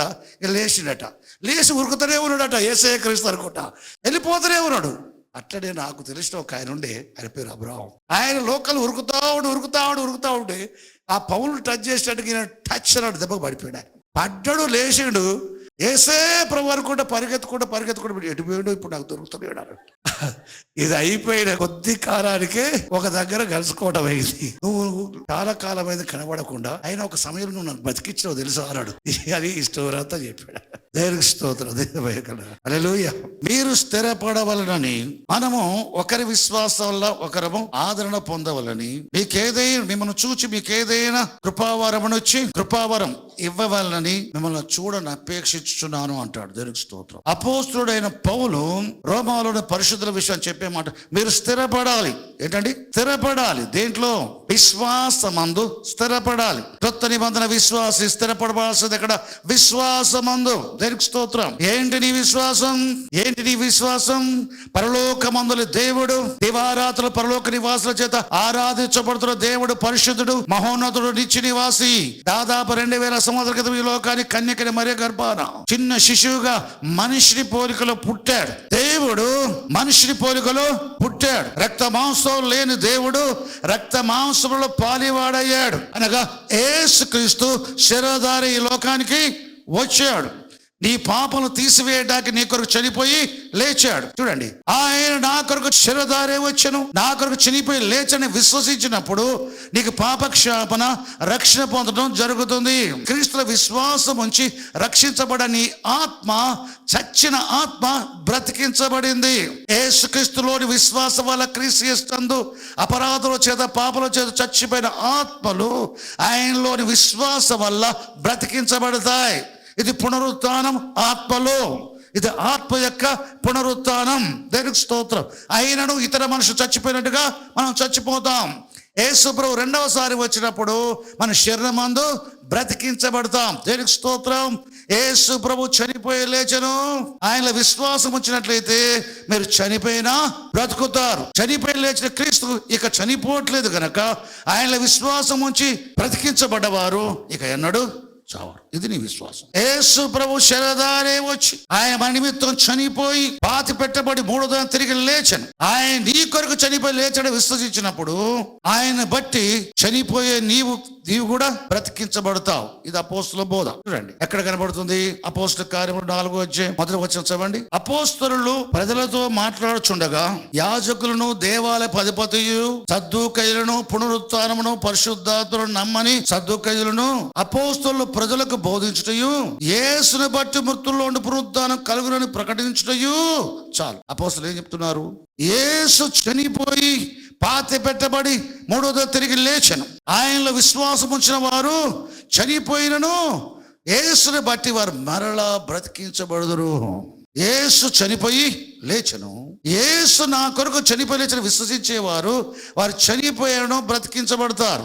ఆత్మలో చనిపోయినను బ్రతికించబడతారు. శారీరకంగా చనిపోయాను బ్రతికించబడతారు. ఇది చెప్పే సువార్త. దీంట్లోని విశ్వాసంలో నువ్వు స్థిరపరచబడాలి. ఇప్పుడు ఎప్పటి నుంచో చెప్పే విషయం సోషల్ మీడియాలో కానీ నేషనల్ మీడియా కానీ ఇంటర్నేషనల్ మీడియాలో కానీ, ముఖ్యంగా మిడిల్ ఈస్ట్ కంట్రీస్ మీడియాలో కానీ బైబిల్లోని యేసు ప్రభు గురించి వక్రంగా చెప్పటం ఎప్పుడూ ప్రారంభమైంది. ఇప్పుడు ఇజ్రాయెల్ హమాస్ యుద్ధం ఎప్పుడు ప్రారంభమైందో ఇది ఎక్కువైపోయింది. యేసు ప్రభు గురించి మాట్లాడుతున్నారు. అబ్రహాం పిల్లలు ఇస్మాయిల్, ఇస్సాకుల గురించి మాట్లాడటం జరుగుతుంది. ఆ జనాంగం సంబంధించిన వ్యక్తులు ప్రీచర్స్ యేసు ప్రభు గురించి ఏం మాట్లాడుతున్నారు? వాళ్ళ విశ్వాసం ప్రారంభమైంది 7వ శతాబ్దంలో, కానీ మన విశ్వాసం ప్రారంభమైంది 1వ శతాబ్దంలో. యేసు ప్రభు శరధారి వచ్చింది 1వ శతాబ్దంలో. ఆయన చనిపోయి లేచాడని విశ్వసించిన వారు లోకమంతా ప్రకటించింది 1వ శతాబ్దంలో. 1వ శతాబ్దంలోని ఏం చేశారు? బైబిల్ రాయటం అయిపోయింది. యోహాను సువార్త రాశాడు. ఆది యందు వాక్యం ఉండను, ఆ వాక్యము దేవుని యొద్ద ఉండను, ఆ వాక్యము దేవుడై ఉండను, ఆ వాక్యము శరీరధారి అయి మన మధ్యలో కృపా సత్య సంపూర్ణంగా నివసించాడు. వాక్యం అనే దేవుడు అంటే వాక్యం అంటే అక్షరాలు కాదు, దేవుని పేరు అది. పరలోకమందలి వాక్యం అనే పేరు గల దేవుడు మానవ శరీరాకారముతో మన మధ్యలో నివసించాడు. అంటే దేవుడు సశరీరుడుగా ప్రత్యక్షమయ్యాను. యేసుక్రీస్తు శరీరధారి వచ్చాను. దేవుడు మనుషుని పోలికలో పుట్టనంటే యేసుక్రీస్తు శరీరధారి వచ్చానంటే ఒకటే. ఎక్కడ నేను వచ్చాను మనిషి కుమారుడు వచ్చాడు అని చెప్తాడే. మనుషుల ఆత్మరక్షణకు వచ్చాను, పాపలు రక్షించకు వచ్చాను, లోకాన్ని వెలుగుగా వచ్చాను, లోకాన్ని రక్షించకు వచ్చాను, తీర్పు తీర్చడానికి రాలేదు, వచ్చాను అంటే ఎక్కడి నుండి? పరలోకము నుండి. యేసు ప్రభు పరలోకుడు వచ్చాడు. ఎలా వచ్చాడు? శరీరధారి అయి పరలోకుడు వచ్చాడు. ఎలా వచ్చాడు? శరీరధారి అయి. చెప్పండి, ప్రపంచమంతా క్రిస్మస్ అంటే ఏంది? అది శరీరధారి అనే ఓడ్ లేకుండా క్రిస్మస్ ఎక్కడిది? దేవుడు శరీరధారి అయి అనే మాట లేకపోతే క్రిస్మస్ ఎక్కడిది? ఏంటి క్రిస్మస్? ఏంటి? యేసు ప్రభు పుట్టాడు అని చెప్పి నీ పుట్టుకతో సమానం కాదు. దేవుడు శరీరధారి అయి అనే మాట యేసుక్రీస్తు శరీరధారి అయి. ఈ శరీరము లేదు పరలోకములో. దేవుడు మహిమా స్వరూపి. ఆయన మన వంటి రక్తమాంసల శరీరాన్ని ధరించుకుని వచ్చాడు. ఆయన శరీరధారి అయి వచ్చాను. ఏం శరీరధారి వచ్చాను? మానవ శరీరం. ఎట్లాంటి శరీరము? చచ్చిపోవడానికి వినే శరీరం. చావు లేని దేవుడు చనిపోవడానికి వినే శరీరం. ఎందుకు వచ్చాను? చనిపోవడానికి వచ్చాను. ఎందుకు చావడానికి వచ్చాను? మనిషికి మరణం లేకుండా చేయడానికి, మరణాన్ని నిరర్ధకం చేయడానికి, తన మరణముతో మరణాన్ని నిరర్ధకం చేయడానికి మరణించడానికి వీలైన శరీరముతో వచ్చి చనిపోయాను. ఏం చేశాడు? చనిపోయి లేచాను. ఆయన చనిపోయి లేచిన విశ్వసించేవాడు చనిపోయినా బ్రతికి ఎప్పుడు చావడు. మృతుల్లోంచి లేచిన యేసు ప్రభు చనిపోడు. ఆయన విశ్వాసం వచ్చిన వాడు బ్రతికించబడి మరి ఎన్నడూ చనిపోడు. క్రీస్తుతో కలిసి ఎల్లకాలం ఉంటాడు. ఏం తెలుసా? విశ్వాసం. ఒక క్రైస్తవ విశ్వాసం ఇది. దీనికి విరుద్ధంగా ఇప్పుడు ప్రపంచం తయారైంది. యేసు ప్రభు వచ్చేంత కొనసాగిద్ది.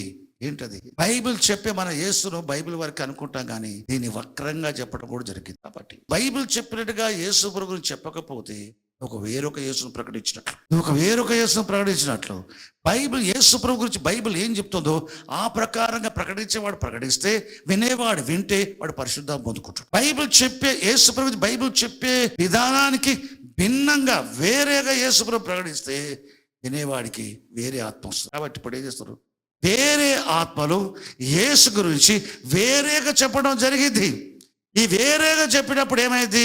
యేసే కదా, ఒక్కొక్కడు ఒక తీరు చెప్తాడు, అని చెప్పి అంత బైబిలే కదా, ఏసే కదా, ఒక్కొక్కడు ఒకలాగా చెప్తాడు అని చెప్పి ఏం చెప్తారు విన్నావనుకో, వినటంతోటే వేరొక ఆత్మ నీ మీదకి వస్తుంది. బైబిల్ చెప్పే విధంగా యేసు ప్రభు గురించి ప్రకటించకుండా బైబిల్ కి వ్యతిరేకంగా యేసు ప్రభు ప్రకటిస్తే, బైబిల్లో లేని విధంగా యేసు ప్రభు ప్రకటిస్తే వినేవానికి వేరొక ఆత్మ వస్తుంది. పౌలు ఆ రోజే చెప్పాడు. 2 కొరింథీ పత్రిక 11వ 4వ వచనం, ఏదైనాగా బోధించడానికి వచ్చిన వాడెవడైనను, మొదటి పత్రికలు చెప్పాడు, ఉపదేశకులు 10,000 మంది ఉన్నా గానీ తండ్రులు అనేకులు లేరు. నేను మీ తండ్రి సువార్త వల్ల క్రీస్తుని మిమ్మల్ని కంటిని. కాబట్టి మీరు నన్ను పోలు నడవాలా. ప్రసంగాలు చేయటానికి వచ్చి ప్రసంగాలు చేసి ఎక్కడెక్కడో ప్రసంగాలు దొరుకుతాయి, అది కాదు. అనేకులను ఉపదేశకులు బయలుదేరుతారు కానీ చూడండి, తండ్రులు ఒక్కడే, నేనే మీ తండ్రి అని పౌలు చెప్పాడు. క్రీస్తు సువార్త వల్ల నేను మిమ్మల్ని కంటిని. 10,000 మంది ఉపదేశాలు ఉంటారు కదా, తండ్రులు అనేకులు ఉండరు అని చెబుతూ, ఈ బోధ చేయడానికి వచ్చిన వాడు ఎవడైనా సరే, వాడు ఎవడైనానో మేము ప్రకటింపని మరొక యేసును ప్రకటించను. యేసు అనే పేరుతోటే వేరే బైబిల్ చెప్పే వారు ఏం ప్రకటించారో అపోస్తలులు, అది బైబిల్లో ఉంది. వాళ్ళు ఏం ప్రకటించారో బైబిల్లో ఉంది. ఇందాక చెప్పాను, యేసుకి శరధారే వచ్చెను, ప్రతి మనుషుని కొరకు మరణ రుచి మృతులను తిరిగి లేచెను, ఆయన విశ్వాసం వచ్చిన వాడు చచ్చిపోయినా బ్రతుకుతారు. ఇది సువార్త, ఇది అపోస్తలుల యొక్క బోధ. అది విన్నవారు ఆ విశ్వాసంలో స్థిరంగా ఉండాలి. ఆ విశ్వాసం స్థిరంగా ఉండాలి. నీ విశ్వాసానికి విరుద్ధంగా యేసు ప్రభువులో ఏ విధంగా విశ్వసించావో దానికి విరుద్ధంగా ఈ చివరి దినాల్లో యేసు ప్రభు ప్రకటించబడతాడు. ఆ విధంగా విశ్వసిస్తే వేరే ఆత్మలు పడతాయి అంటాడు. వచ్చిన వాడు ఎవడైనా మేము ప్రకటింపని మరొక యేసును ప్రకటించను, లేక మీరు పొందని మరొక ఆత్మను మీరు పొందినను. యేసు ప్రభువు బైబిల్ చెప్పే విధంగా కాకుండా వేరొక విధంగా ప్రకటించబడే దానిని విన్నట్లయితే వేరొక ఆత్మ పొందుకోవడం జరిగింది. కాబట్టి బైబిల్ ఏ విధంగా చెప్పాలా? 1 కొరింథీ పత్రిక 15వ అధ్యాయము 3వ వచనం 4వ వచనం, నాకు ఇయ్యబడిన ఉపదేశం దేవుని చేత పౌలుకి ఇయ్యబడ్డ సందేశం మొదట సంగమా మీకు అప్పగించుదని, అదేమనగా రాయబడ్డ వాక్య ప్రకారం క్రీస్తు మన పాపల నిమిత్తం మృతి పొందెను, సమాధి చేయబడెను, రాయబడిన వాక్య ప్రకారము 3వ దినాన లేపబడెను. అంటే మన పాపల నిమిత్తం క్రీస్తు చనిపోయి సమాధి చేయబడి 3వ దినాన లేపబడెను అని ప్రవక్తల గ్రంథాల లేఖనాలను అనుసరించి పౌలు చెప్తున్నాడు. ఆ తర్వాత ఏం చెప్తున్నాడు? 11వ వచనం, నేనైననేమి అంటే పౌలు, వారైననేమి అంటే మిగతా అపోస్తలులు పేతురు, యాకోబు, యోహాను అందరూ అటువంటి వారు, నేనైననేమి వారైననేమి అలాగనే మేము ప్రకటించున్నాం. ఎలాగనా? లేఖల ప్రకారము క్రీస్తు మన పాపల నిమిత్తము చనిపోయాను, సమాధి చేయబడను, లేఖల ప్రకారం 3వ దినమున లేపబడను. నేను గాని ఇతర అపోస్తలులు గాని అలాగనే ప్రకటిస్తున్నాం. ఎలాగ ప్రకటిస్తున్నారు? మన పాప నిమిత్తం క్రీస్తు చనిపోయి సమాధి చేయబడను, ఆయన 3వ దినమున లేపబడనని నేను కానీ మిగతా అపోస్తలులు కానీ అలాగే ప్రకటిస్తున్నాం. అపోస్తల బోధ అందరితో ఒకేలాగా ఉంది. యేసు ప్రభుతో ఉన్న 12 మంది అపోస్తల బోధ కానీ, తర్వాత వచ్చే పౌలు, బర్నబాల వంటి బోధ కానీ, ఆ తర్వాత డీజెస్ గారు, బిలిగ్రహం గారు వచ్చినా కానీ, నాలాంటి వాళ్ళు వచ్చినా కానీ, దేనికి స్తోత్రం, ఇదే బోధ, అపోస్తల బోధ. యేసుకి శరధారే వచ్చి మన పాప నిమిత్తం చనిపోయి సమాధి చేయబడను, ఆయన 3వ దినమున లేపబడను. ఆయన విశ్వాసం వచ్చినట్లయితే నువ్వు చనిపోయాను, బ్రతుకుతావు, బ్రతికి ఎన్నడూ చావు. కాబట్టి అపోస్తలులు ఏం చెప్తున్నాడు? యేసు ప్రభు చనిపోయి లేచను, ఆయన బట్టే మృతుల పునరుద్ధానం, యేసుని బట్టే మృతుల పునరుద్ధానం. చచ్చిపోతారు భయపడుతున్న వాళ్ళారా, చనిపోయి లేచిన యేసు ప్రభువులో నమ్మకం వచ్చండి, విశ్వాసం వచ్చండి, మీరు చనిపోయినా బ్రతికించబడతారు. చనిపోయి లేచిన క్రీస్తు ఇక చనిపోడు. ఆయన విశ్వాసం వచ్చినట్లయితే చనిపోయిన మీరు బ్రతుకుతారు, మరి ఎన్నడూ చావరు అని అపోస్తలులు ప్రజలకందరికీ దేవాలయాలు బోధిస్తుండగా ప్రజల అధికారులు, దేవాలయపు అధికారులు వచ్చి అపోస్తలులు పట్టుకొని చెరసాల్లో వేస్తారు. ఇప్పుడు దాంట్లో మనం స్థిరంగా ఉండాలి. దేంట్లో స్థిరంగా ఉండాలి? 1st సెంచరీ అపోస్తలులు చెప్పిన వాళ్ళు బైబిల్లో వాళ్ళ బోధ ఉంది. అపోస్తల బోధ మొదటి శతాబ్దంలో యెరూషలేములో, యూదయలో, బూదిగంతల వరకు ప్రకటింపబడ్డ సువార్త, యేసు ప్రభు ఇచ్చిన వార్త, అది ప్రకటించారే, అది అపోస్తల బోధ. దాంట్లో విశ్వసించిన వారే తెస్సలోనిక సంఘం, కొలస్సే సంఘం, ప్రణగదులు 7 సంఘాలు, రోమాలోని పరిశుద్ధులు, గలతీ ప్రదేశ సంఘాలు, బైబిల్లోని సంఘాలు. అదే విశ్వాసం భూలోకం అంతా ప్రకటించబడుతుంది. కానీ 1st సెంచరీ లాగా 21st సెంచరీ ఉండదు. 21st సెంచరీలో ప్రపంచమంతడబోయే, ప్రబలబోయే, గొప్పగా ఉండబోయే బబులోను మతం, భూమిలోని ఏహమైన వాటికి, అసహ్యమైన వాటికి తల్లి అయిన మహాబబులోను. బబులోను భూరాజులైన పట్టణం ఒకటి. బబులోను ప్రపంచంతో వ్యాపారం చేసే పట్టణం ఒకటి. బబులోను ప్రపంచ ప్రఖ్యాతిగాంచిన వ్యాప్తంగా ఉండే మతం. భూమిలోని ఏహమైన వాటికి, అసహ్యమైన వాటి తల్లిన మహాబబులోను. బబులోను బోధ ఏముంటుంది? బబులోను మతానికి మతాధిపతి ఎవరయ్యా అంటే అబద్ధ ప్రవక్త. ప్రకటన చెప్పండి, అబద్ధ ప్రవక్త. వాడు ప్రపంచ బబులోనికి నాయకత్వం వహించి ప్రపంచమంతా బోధింపజేసే బోధ ఏంటంటే యేసు శరధారి రాలేదు, యేసు క్రీస్తు శరధారి రాలేదు. అంటే దేవుడు మనిషి పోలికలో పుట్టలేదు. పరలోకం ఉన్న యేసు ప్రభు మనలాంటి శరీరాన్ని ధరించుకొని ఈ లోకంలో పుట్టలేదు. యేసు క్రీస్తు పుట్టలేదు. దేవుడు పుట్టలేదు అని అర్థం. దేవుడు పుట్టలేదు, దేవుడు పుట్టడు అని చెప్తారు. దేవుడు పుట్టడు, దేవుడు చావడు, 100% కరెక్ట్. అది దేవుడు దేవుడుగా పుట్టలేదు, దేవుడు దేవుడుగా చనిపోలేదు, దేవుడు దేవుడుగా లేవలేదు. దేవుడు మనిషిని పోలికలో పుట్టాడు, మనిషిని పోలికలో జీవించను, మనిషిని పోలికలో చచ్చిపోయాను, మనిషిని పోలికలో సమాధి చేయబడను, మనిషిని పోలికలో లేపబడాను. మహిమా ప్రభావాలతో రెండవ రాకడలో వచ్చినప్పటికీ నిత్యమైన తీర్పు జరిగేంత వరకు కూడా మనుషుల్లాగానే ఉంటాడు యేసుప్రభు. ఆ తర్వాత మహిమలో కలిసిపోతాడు, ఒరిజినల్ పొజిషన్కి వెళ్ళిపోతాడు. అపోస్తలుల కార్యములు 17వ అధ్యాయం 31వ వచనం. ఎందుకనగా తాను నియమించిన మనుషుని చేత, ఆ మనుషుడు ఎవరు? తాను నియమించిన మనుషుని చేత. ఎవరి చేత? మనుషుని చేత. ఎవరి చేత? మనుషుడు నేను కాదు, ఆ మనిషి ఆదాం కాదు, ఏలియా కాదు, ఎలీషా కాదు, పౌలు కాదు. ఏ మనుషుడో చూద్దాం. తాను నియమించిన మనుషుని చేత నీతిని అనుసరించి భూలోకములకు తీర్పు తీర్చబడి ఒక దినమును దేవుడు నిర్ణయించి ఉన్నాడు. మృతులలో నుండి ఆ మనిషిని లేపినందున దీన్ని నమ్ముటకు అందరికీ ఆధారం కలగజేస్తున్నాడు. మనుషుల రక్షణ కోసం ఏ దేవుడు మనిషి పోలికలో పుట్టి మనిషి పోలికలో చచ్చిపోయి లేచాడో ఆ మనుషుడు గాని ఆ దేవుడే మనిషిని స్వరూపమందే పోలికలోనే భూలోకానికి తీర్పు తీరుస్తాడు. భూలోకానికి తీర్పు తీర్చేంత వరకు కూడా యేసుక్రీస్తు మనుష్యుడు ఆయన పరలోకంలో దేవుడు భూమి మీద పనిచేసేదంతా తీర్పు తీర్చే దినం వరకు కూడా ఆయన మనుష్యుడే. దేవుడు మనిషిని పోలికలో పుట్టాడు, దాంట్లో కాంప్రమైజ్ కావద్దు. ఏంది నీ విశ్వాసం? పరలోకములో నీ దేవుడు భూమి మీద పుట్టాడు, మనిషిని పోలికలో పుట్టాడు. ఫిలిప్పి 2:7-8. మనిషిని పోలికగా పుట్టి దాసు స్వరూపము ధరించుకొని తన్ను తానే రిక్తుడుగా చేసుకున్నాను. ఎట్లా కనబడ్డాడు? ఆకారమందు మనుషుడుగా కనబడ్డాడు. అంటే ఆయన ఒరిజినల్ గా అయిన మనుషుడు, సహజంగా అయిన మనుషుడు, ఆకారమందు మనుషుడు. పుట్టడం మనిషిని పోలికలు పుట్టాడు, కనబడటం ఆకారమందు మనుషుడు కనబడ్డాడు. దీన్ని బట్టి ఏం అర్థం కావాలా? ఈయన మనుషుడు కాక ఇంకా ఏదో ఉంటది అని. ఏముంటది? దేవుడు, మహాదేవుడు, బలవంతుడే దేవుడు, నిత్యుడగు తండ్రి, సమాధకర్తకు అధిపతి, సర్వాధికారి దేవుడు, నిరంతరం స్తోత్రాడై ఉన్నాడు. శరీరాన్ని బట్టి ఆయన ఇజ్రాయేల్లో పుట్టాను కానీ ఈయన సర్వాధికారి దేవుడై ఉండి నిరంతరం స్తోత్రుడై ఉన్నాడు. దీనికి విరుద్ధంగా ఎండ్ టైంలో దీనికి విరుద్ధంగా ప్రపంచమంతా మీడియా ద్వారా గాని పబ్లిక్ మీటింగ్స్ గాని బలత్కారగా నీ గొంతు మీద కత్తి పెట్టి పరలోకం దేవుడు శిరధార యేసు పేరుతో రాలేదని చెప్పపోతే పీక దిగిపోతే అంతే. ధరలు కొట్టేయటం ఒప్పుకోవాల్సి వస్తుంది. ఒప్పుకోవటం ఉంటుంది. 21st సెంచరీ అంతా నీ విశ్వాసం ఒప్పుకోవాలా, నీ విశ్వాసం ఒప్పుకోవాలా, నీ విశ్వాసం ఒప్పుకోవాలా, నీ విశ్వాసం ఒప్పుకోవాలా. స్థిరపడ్డవాడు ఒప్పుకుంటాడు. స్థిరపడ్డవాడు నాయన తోడు, అమ్మ తోడు. ఆయన ఎవరు నాకు తెలియదు. పేతురు అన్నాడు కదా అట్లా, ఆయన ఎవరు నాకు తెలియదు. విశ్వాసం స్థిరపరచబడని వారు ఆ విధంగా అంటారు. విశ్వాసం స్థిరులను కదలని వారును అన్నాడు పౌలు. 1 కొరింథీ పత్రిక 15వ అధ్యాయం 58వ వచనం. విశ్వాసము స్థిరులను కదలని వారును. యేసుప్రభుకు విరోధంగా ఉండేవారు యెరూషలేములో యేసుప్రభుకు అనుకూలంగా స్థెపని మాట్లాడుతుంటే ఆయన చుట్టుముట్టారు, సభకీడ్చారు. అరే మేము చంపేసి యేసుప్రభు లేచున్నాడంటావు, ఆ యేసుప్రభు వచ్చి మాట్లాడుతున్నావు, ఆ యేసుప్రభు నాలో అద్భుతాలు జరుగుతున్నాయి, ఆయన బతుకున్నాడని చెప్తున్నావు, నీ సంగతి ఏంటి? ఆకాశ తెరబడయు దేవుని కుడిపార్శ్వ మనిషి కుమారుడు నిలిచుంటే నేను చూస్తున్నాను అన్నాడు. అసలు ఆయన పేరెత్తినందుకే నీకు సభకి ఇచ్చింది. పైగా ఇప్పుడు నేను చూస్తున్నాను అంట. మేము చంపేస్తే ఆయన లీడర్ మేము చెప్తే నువ్వేమో చూస్తున్నాను అంటున్నావు అని చెప్పి రాళ్ళతో కూడా చెప్పి ఆయన ఏంటి? విశ్వాసమందు స్థిరుడై ఉన్నందున ఏం చేశాడు? ఒప్పుకున్నాడు. కదల్లే, విశ్వాసములో కదల్లే. అట్లనా నువ్వు చదువుకునే దినాల్లో స్టూడెంట్స్ ఏం చేసినట్టు ఒక సిటీ బస్సులో తగలబెట్టారు. బాపట్లో ఇప్పుడు మాకు సిటీ బస్సులో ఇప్పుడు తగలబెట్టారు. స్ట్రైక్ చేసి స్టూడెంట్స్ స్ట్రైక్ చేసి తగలబెట్టారు. అప్పుడు పోలీసు వాళ్ళు ఏం చేసినట్టే స్టూడెంట్స్ అందరినీ పట్టుకోవడం మొదలుపెట్టారు. అది క్రిస్మస్ సీజన్. ఆ టైంలో ఇంకా నేను చర్చి కాడికి వెళ్ళలేదు. కొంతమంది చిన్న చిన్న పిల్లలు యూత్ అంతా పోయారు చర్చి కాడికి పోయి. చర్చి దగ్గర పోయి ఏం చేస్తారు? డెకరేషన్ సంబంధించిన అన్ని తయారు చేస్తారు. రాళ్ళు కట్టి జెండాలు కట్టడం ఏదో చేస్తా ఉంటే ఒక సంఘ పెద్ద మనిషి వాడు నిలబడి ఉన్నాడు. స్టూడెంట్స్ ఏమో డెకరేషన్ చేస్తారు. పోలీసు వాళ్ళు వచ్చారు. ఇక్కడ పలానా స్టూడెంట్స్ అరే ఉన్నారా అని వీళ్ళు స్టూడెంట్స్ అడుగుతుండే. ఎవరు? సంగపెద్ద పట్టుడు వాళ్ళు స్టూడెంట్సే. ఇప్పుడు ఏ కాలేజ్ స్టూడెంట్స్ అడుగుతున్నారు ఆ కాలేజ్ స్టూడెంట్స్ అక్కడ డెకరేషన్ చేస్తున్నారు. ఆయన పట్టుకొని ఆ పెద్ద మనిషి సంఘ పెద్ద ఇక్కడ సంఘంలో ఎవరు ఇంపార్టెంట్ ఈయన పెద్ద మనిషి అని చెప్తే ఆయన పెద్ద మనిషి అడుగుతున్నారు.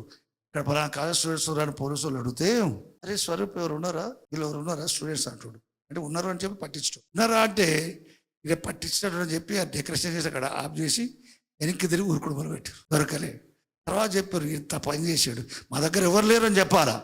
కానీ సగం పోలీసు భయం ఏమైంది, లేరంటే ఒక బాధ, ఉన్నారా అని తెలవక అమాయకుడు. ఏది అది దేవునికి స్తోత్రం. అటువంటి ప్రధానమంత్రిగా ప్రవేశం చేస్తే దేశాన్ని అమసలు కప్పచెపుతాడు. మంచి దేవునికి స్తోత్రం. అట్లా బలహీనంగా కనపడొద్దు, ఒప్పుకోవటం. విశ్వాసము స్థిరులై కదలని వారును.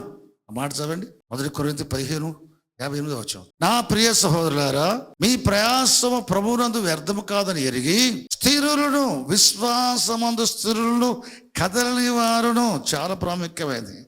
మీరు స్థిరపడవలనని. దేంట్లో? విశ్వాసంలో. మీరు స్థిరపడవలని. దేంట్లో? విశ్వాసములో. ఏంటి విశ్వాసం? పరలోకమా దేవుడు యేసయ్య పేరుతో శరధారి వచ్చెను, కన్యక గర్భాన పరిశుద్ధాత్మలో శరధారి వచ్చెను. ఆయన ప్రతి మనిషి పాపముల నిమిత్తం చనిపోయి పాతిపడి తిరిగి లేచెను. ఆయన విశ్వాసం ఉంచినట్లయితే నువ్వు ఆత్మలో బ్రతికించబడతావు. ఆ నెక్స్ట్ సెకండ్ కమింగ్ లో శరీరంలో బ్రతికించబడతావు. చనిపోయి లేచే యేసుక్రీస్తు ఇక ఎట్లా చనిపోవట్లేదు. ఆయన బట్టి మృతుల పొందిన వారికి ఏమన్నాడు? చనిపోరు. పునరుత్థానం ఉంది. అది యేసుని బట్టి మాత్రమే పునరుత్థానం ఉంది. యేసుని బట్టి మృతుల పునరుత్థానం ఉంది అని అపోస్తలులు చెప్తున్నారు. వాళ్ళు అరెస్ట్ చేశారు. ఫస్ట్ సెంచరీ అపోస్తలులకు అందరికీ, ఆ గొర్రెపిల్ల 12 అపోస్తలే కాకుండా తర్వాత పౌలు వంటి వచ్చిన అపోస్తలు అందరికి కూడా యేసు బ్రతుకున్నాడు, పునరుద్ధానం ఉందనే దాంతో వరకు శత్రుత్వం పెరిగింది. దాంతో పెరిగింది. దేనికి స్తోత్రం. యేసు చావకపోతే పునరుద్ధానం మాట లేదు. పునరుద్ధానం ఎప్పుడు ఉంటది? చచ్చిన అనుభవంలో ఉంటది. చావకపోతే పునరుద్ధానం లేదు. మనుషు పునరుద్ధానం ఉంది అని అంటే దానికి ముందు చావు ఉందని అందరికీ తెలుసు. చచ్చిన వాడు చావకుండా బ్రతికించబట్టమే పునరుద్ధానం. మరి ఎన్నడూ చనిపోవటానికి వీలు లేకుండా బ్రతికించబట్టమే పునరుద్ధానం. అట్టి వారిలో మొదటి వాడు యేసుక్రీస్తు ప్రభు. యేసు ప్రభు మృతులోంచి లేచాడు అంటే దానికి మునుపు చనిపోయాడు. చనిపోయాడంటే చనిపోయి వీలైన శరముతో వచ్చాడు. దేవుడికి చావు లేదు. దేవుడు దేవుడుగా పుట్టడు, దేవుడు దేవుడుగా చావడు. నిజమే. లోకం చెప్పి దేని తెలుసా? దేవుడు పుట్టడు, యేసుక్రీస్తు శరీరం వచ్చిన మాట తప్పు అంటారు. తప్పు అన్నది ప్రపంచవ్యాప్తంగా ప్రబలిద్ది. 20 సెంచరీస్ లో యేసుక్రీస్తు గురించి ఏవి ప్రకటించబడిందో, ఏవి లోకముతో అంగీకరించబడిందో దానికి భిన్నంగా 21st సెంచరీలో యేసు వచ్చే వరకు తక్కువ సమయంలో శరవేగంగా క్రోధముతో, క్రౌర్యముతో, పగతో, ఈర్షతో, కక్షతో, మతోన్మాదముతో దేవుడు మనిషిని పోలికలో పుట్టలేదు. తప్పుకుంటావా లేదా? అతని గొంతు కోసేస్తా, అలా కొట్టేస్తా. అదే యాంటీ క్రైస్ట్ స్పిరిట్. ఎన్నోసార్లు చెప్పుకున్నాం. పరిశుద్ధ గ్రంథంలో 1 యోహాను పత్రిక 4వ అధ్యాయం 2వ వచనం. యేసుక్రీస్తు శరధారి వచ్చునని అంటే ఆయన ఎక్కడున్నాడు? వచ్చను. ఎక్కడి నుంచి? పరలోకుడు. పరలోకలు ఏమై ఉన్నాడు? దేవుడై ఉన్నాడు. దేవుడై ఉన్నాడు ఎవరు చెప్పారు మనకి? పరలోకలు యేసు ప్రభు దేవుడుగా ఉన్నాడని ఎవరు చెప్పారు మీకు? మీ లేఖనంలో ఉందా అని అడుగుతారు. ఏం చెప్తావు? ఈ బైబిల్లో ఉందా? ఈ బైబిల్లో యేసు ఇంకొకరు పట్టుకొని తండ్రి అన్నాడు, దేవుడు అన్నాడు. ఆయన దేవుడు కాదు. మీరే యేసు ప్రభు దేవుడు అంటున్నారు. పరలోకలో దేవుడు ఈ లోకానికి శరధార వచ్చి మీరు చెప్తున్నారు. ఎక్కడుంది బైబిల్లో అంటారు. ఏం చెప్తారు? ఆయన పరలోకలో దేవుడు ఎక్కడుంది బైబిల్లో? ఆయన దేవుడు అని చెప్తున్నారు, చూపెడతారు.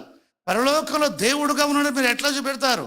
రోమా చూడండి, వాటికంటే క్లియర్గా ఉంది. తీతు 2:13 కంటే, యెషయా 9:6 కంటే, 7:14 కంటే క్లియర్గా ఉన్నది. 4వ వచనం 5వ వచనం. రోమా 9:5 వీరు ఇజ్రాయేలు శరీరమును బట్టి క్రీస్తు వీరిలో పుట్టెను. శరీరాన్ని బట్టి క్రీస్తు ఇజ్రాయేలులో పుట్టెను. తర్వాత ఈ పుట్టిన క్రీస్తు ఎల్లప్పుడూ ఆరాధించబడేవాడుగా ఉన్నాడు, ఎల్లప్పుడూ స్తుతించబడేవాడుగా ఉన్నాడు. సర్వాధికారి దేవుడయ్యుండి, ఎక్కడ?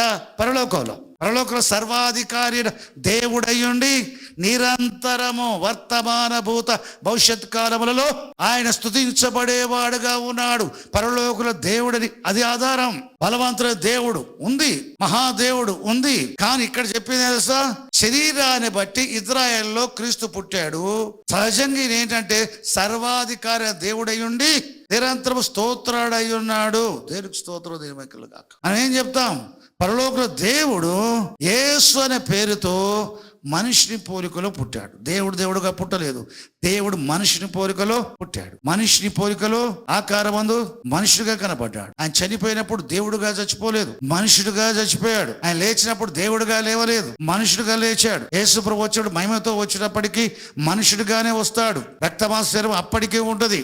ఇప్పటికి యేసుప్రభు గాయాలు ఉన్నాయి. పరలోకానికి వెళ్ళిన అపోస్తలుడు యోహాను వధింపబడినట్టుండిన గొర్రె పిల్లని చూచితిని అన్నాడు. గాయాలతో ఉన్నట్టుగానే యేసుప్రభు చూచాడు. దేవునికి స్తోత్రం. ఒకవేళ ఆయన గాయాలు మానిపోతే పాపులు రక్షణ పొందడం జరగదిక. భూమి మీద వచ్చే తర వారు రక్షణ పొందరు. ఆ ఫస్ట్ సెంచరీ వారు చనిపోయినప్పుడు చిందించిన రక్తంలో కడగబడ్డవారు తప్ప తర్వాత వాళ్ళకి లేదు. యేసు ప్రభు గాయాలు తల నుంచి ఎరకల వరకు ఇప్పటికీ ఉన్నాయి. ఆయన గాయాల నుంచి రక్తం ఇప్పటికి కారుతుంది. ఎందుకు తెలుసా? ఎవడైనా విశ్వసిస్తే వాని పాపాలు కడిగేది ఆయన రక్తమే గనక. ఆయన రక్తం ఎడతెగక గాయాల నుండి కారుతూనే ఉంటుంది.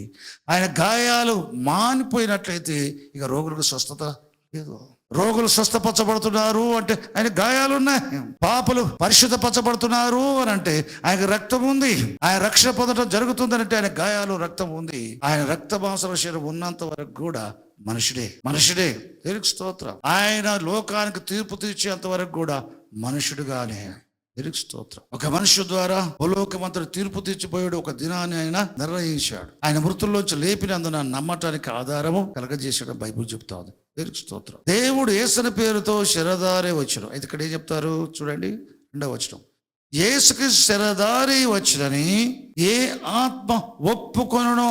మనం ఏం ఒప్పుకుంటున్నాం? యేసుక్రీస్తు శరధారి వచ్చి. అందరూ చెప్పండి, యేసుక్రీస్తు పరలోకంలో యేసు ప్రభు శరధారి వచ్చాను. పరలోకంలో దేవుడు యేసుని పేరుతో మనిషిని పోలికలు భూమి మీద పుట్టాడు. ఆకారమందు చూడటానికి మనిషిలాగా కనబడ్డాడు. ఆయన పరలోకములో దేవుడు, ఈ లోకములో ఆకారమందు మనుషుడుగా కనబడ్డాడు. మనుషుడిగా పుట్టాడు, మనుషుడిగా జీవించాడు, మనుషుడిగా చనిపోయాడు, మనిషిగానే లేచాడు. హల్లెలూయా. కాబట్టి బైబిల్ చెప్తే యేసుక్రీస్తు అనే మనుష్యుడు. రోమపత్రిక 5వ అధ్యాయంలో రాశాడు పౌలు. యేసుక్రీస్తు అనే మనుషుడు, క్రీస్తు యేసు అనే నరుడు అని బైబిల్ చెప్తుంది. ఆయన జీవితంలో, దేవుని జీవితంలో భూమి మీద 33 సంవత్సరాలు నరుడి జీవితం ఆయనకు ఉంది. కాబట్టి ఆయన పుట్టుక ఉంది, చావు ఉంది, లేవటం ఉంది, ఆకలి ఉంది, దాహం ఉంది, వస్త్రాలు కావాలా, ఆశ్రయం కావాలా, అలసట వస్తుంది. మనిషికి ఉండేటన్నీ కూడా ఆయనకున్నాయి. నరుడు. దేవుడు శరీరధారే వచ్చాడు. దేవుడు మనిషిని పోలికలో భూమి మీద జీవించాడు. యేసుక్రీస్తు శరీరధారే వచ్చాడని మనం ఒప్పుకుంటున్నాం. శరీరధారే వచ్చాడు అంటే అర్థం ఏంటి? చచ్చిపోయే శరీరంలో మనలాగా ధరించుకుని వచ్చాడు. మన ఈ శరీరంలో బతుకుతామా, చచ్చిపోతున్నామా? మరి శరీరధారే వచ్చినంటే ఏమైపోయాడు ఆయన? శరీరధారి రాకపోతే ఆయన చచ్చిపోయి లేచినది ఒట్టిదే. ఆయన చనిపోయి లేచినది సత్యం అంటానికి ఆధారం ఏంటి? శరీరధారి వచ్చాడు. ఎవరైనా యేసుకి శరీరధారే వచ్చిన ఒప్పుకుంటున్నాం అంటే చచ్చిపోయి లేచిన కూడా ఒప్పుకున్నట్టే. యేసుకి శరీరధారే వచ్చను అంటే ఆయన చచ్చిపోయి లేచిన ఒప్పుకున్నట్టే. యేసుకి శరీరధారే వచ్చిన మాట నమ్మకపోతే ఆయన చచ్చిపోయి లేవటం లేదు. ఇప్పుడు చూడండి, యేసుకి శరీరధారే వచ్చని ఏ ఆత్మ ఒప్పుకొనంటే, ఏ మనుషులోని ఆత్మ ఒప్పుకొనో, ఆ మనుషుల్లో ఏ ఆత్మతో ఒప్పుకుంటున్నో అది దేవుని సంబంధమైన ఆత్మ. ఏ ఆత్మ యేసును ఒప్పుకొనదో, ఏమని? యేసుకి శరీరధారే వచ్చినని ఎవడు వాళ్ళు నివసించే ఆత్మ ద్వారా ఒప్పుకోడు. పరలోకమైన దేవుడైన యేసు ప్రభు లోకానికి శరీరధారే వచ్చినని ఎవడైనా ఒప్పుకోకపోతే అది దేవుని సంబంధమైనది కాదు. దీన్ని బట్టే దేవుని ఆత్మ మెరుగుదురు. దేన్ని బట్టి దేవుని ఆత్మ మెరుగుదాం? యేసుక్రీస్తు శరీరధారి వచ్చినని నేను నమ్ముచున్నాను. ఆయన నా నిమిత్తం మనుషుల నిమిత్తం ప్రాణం పెట్టి మృతుల లేచాడని నమ్ముచున్నాను. ఇది ఖచ్చితం. క్రైస్తవ విశ్వాసం ఏదంటే మృతుల పునరుద్ధానం. దేన్ని బట్టి? యేసుని బట్టి. అపోస్తలులు చెప్పింది అది. అపోస్తలుల కార్యం 4వ అధ్యాయంలో 1-2 వచనం చెప్పింది అది. యేసును బట్టి మృతుల పునరుద్ధానం కలుగునని అపోస్తలులు ప్రకటిస్తున్నారు. మృతుల పునరుద్ధానం ఉంది. అట్టి వారిలో యేసు ప్రభు, ఆ యేసు ప్రభు దేవుడు అయ్యుండి ఈ లోకానికి మనిషిని పోలికలు వచ్చాడు. ఆయన చనిపోయి లేచాడు. ఆయనలో విశ్వాసం వస్తే నువ్వు చచ్చిపోయి లేస్తావు. యేసుని బట్టి మాత్రమే పునరుద్ధానం. మరి ఎవరి వల్ల రక్షణ పొందలేరు, ఎవరి వల్ల పునరుద్ధానం పొందలేరు. చనిపోయి లేచిన యేసు ప్రభుని బట్టి పునరుద్ధానం. ఆ చనిపోయి లేచిన యేసుక్రీస్తు ప్రభు పరలోకల దేవుడు ఈ లోకానికి మనిషిని పోలికలు వచ్చాడు, శరీరధారి వచ్చాడు. యేసుక్రీస్తు శరీరధారి వచ్చని ఒప్పుకునే ఆత్మ దేవుని సంబంధమైంది. యేసు దేవుడు కాదు, ఈ లోకానికి శరీరధారి రాలేదంటే ఆత్మ దేవుని సంబంధమైంది కాదు. అది ఏ ఆత్మ? క్రీస్తు విరోధ ఆత్మ.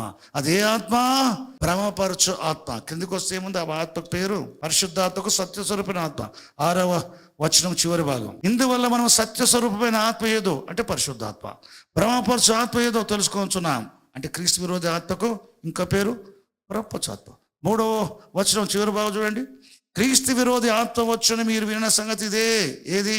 యేసుక్రీస్తు శరీరధారి వచ్చును ఒప్పుకోదు. ఇదివరకే ఆ క్రీస్తు విరోధ ఆత్మ లోకములో అవిశ్వాసంలో ఉన్నది. చిన్నపిల్లారా, మీరు దేవుని సంబంధులు, యేసుక్రీస్తు శరీరధారి వచ్చిన ఒప్పుకున్నారు గనక మీలో ఉన్నవాడు పరిశుద్ధాత్ముడు, లోకంలో ఉన్నవాడు క్రీస్తు విరోధి ఆత్మ. శరీరధారి వచ్చిన ఒప్పుకున్న వారిలో ఉన్న క్రీస్తు విరోధి ఆత్మ కంటే యేసుకి శరీరధారి వచ్చిన ఒప్పుకున్న నీలో ఉన్న పరిశుద్ధాత్మ గొప్పవాడు గనక అట్లా చెప్పేవారిని అందరినీ మీరు జయించి ఉన్నారు. పౌలు జయించుడు, ఎక్కడ ఓడిపోలే.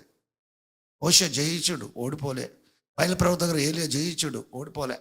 యేసు ప్రభు రెండవసారి వచ్చే మునుపు ప్రపంచమంతా ఉండబోయే బబులోను మతం యొక్క బోధ ఏంటంటే బైబిల్లోని యేసు ప్రభు విరుద్ధంగా మాట్లాడతారు. బైబిల్లో ఉన్న యాంటీ క్రైస్ట్ని యేసు అని ప్రకటించుకుంటారు. బైబిల్లో ఉన్న క్రీస్తు విరోధులేమో రాబోయే క్రీస్తు అని ఆయన గురించి మాట్లాడుకుంటారు, ఆయన ప్రకటిస్తారు. బైబిల్లో చెప్పిన యేసు ప్రభునేమో ఒప్పుకోరు. యేసు ప్రభు చావలేదు, లేవలేదు అని చెప్పటానికి బైబిల్ని ఆధారం చేసుకొని చెప్తారు. ఏం ఆధారం చేసుకొని చెప్తారు చెప్పండి? ఆయన చచ్చిపోయి లేచాడంటే గుర్తేంటి?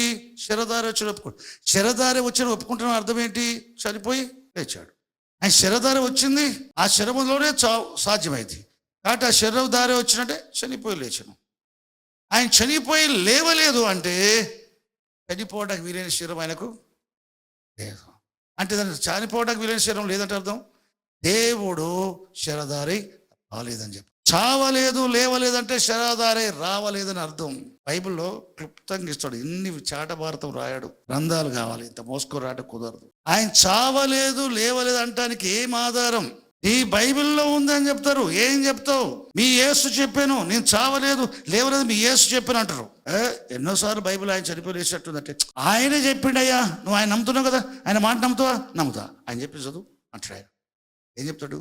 యోనా 3 రాత్రులు మత్స్య గర్భములో ఎలాగుండెనో అలాగే భూగర్భంలో మనిషి కుమారుడు ఉండును. భూగర్భంలో మనిషి కుమారుడు ఎలాగుండును? యోనా చేప గడుపులో ఎలాగుండెనో అలాగుండును.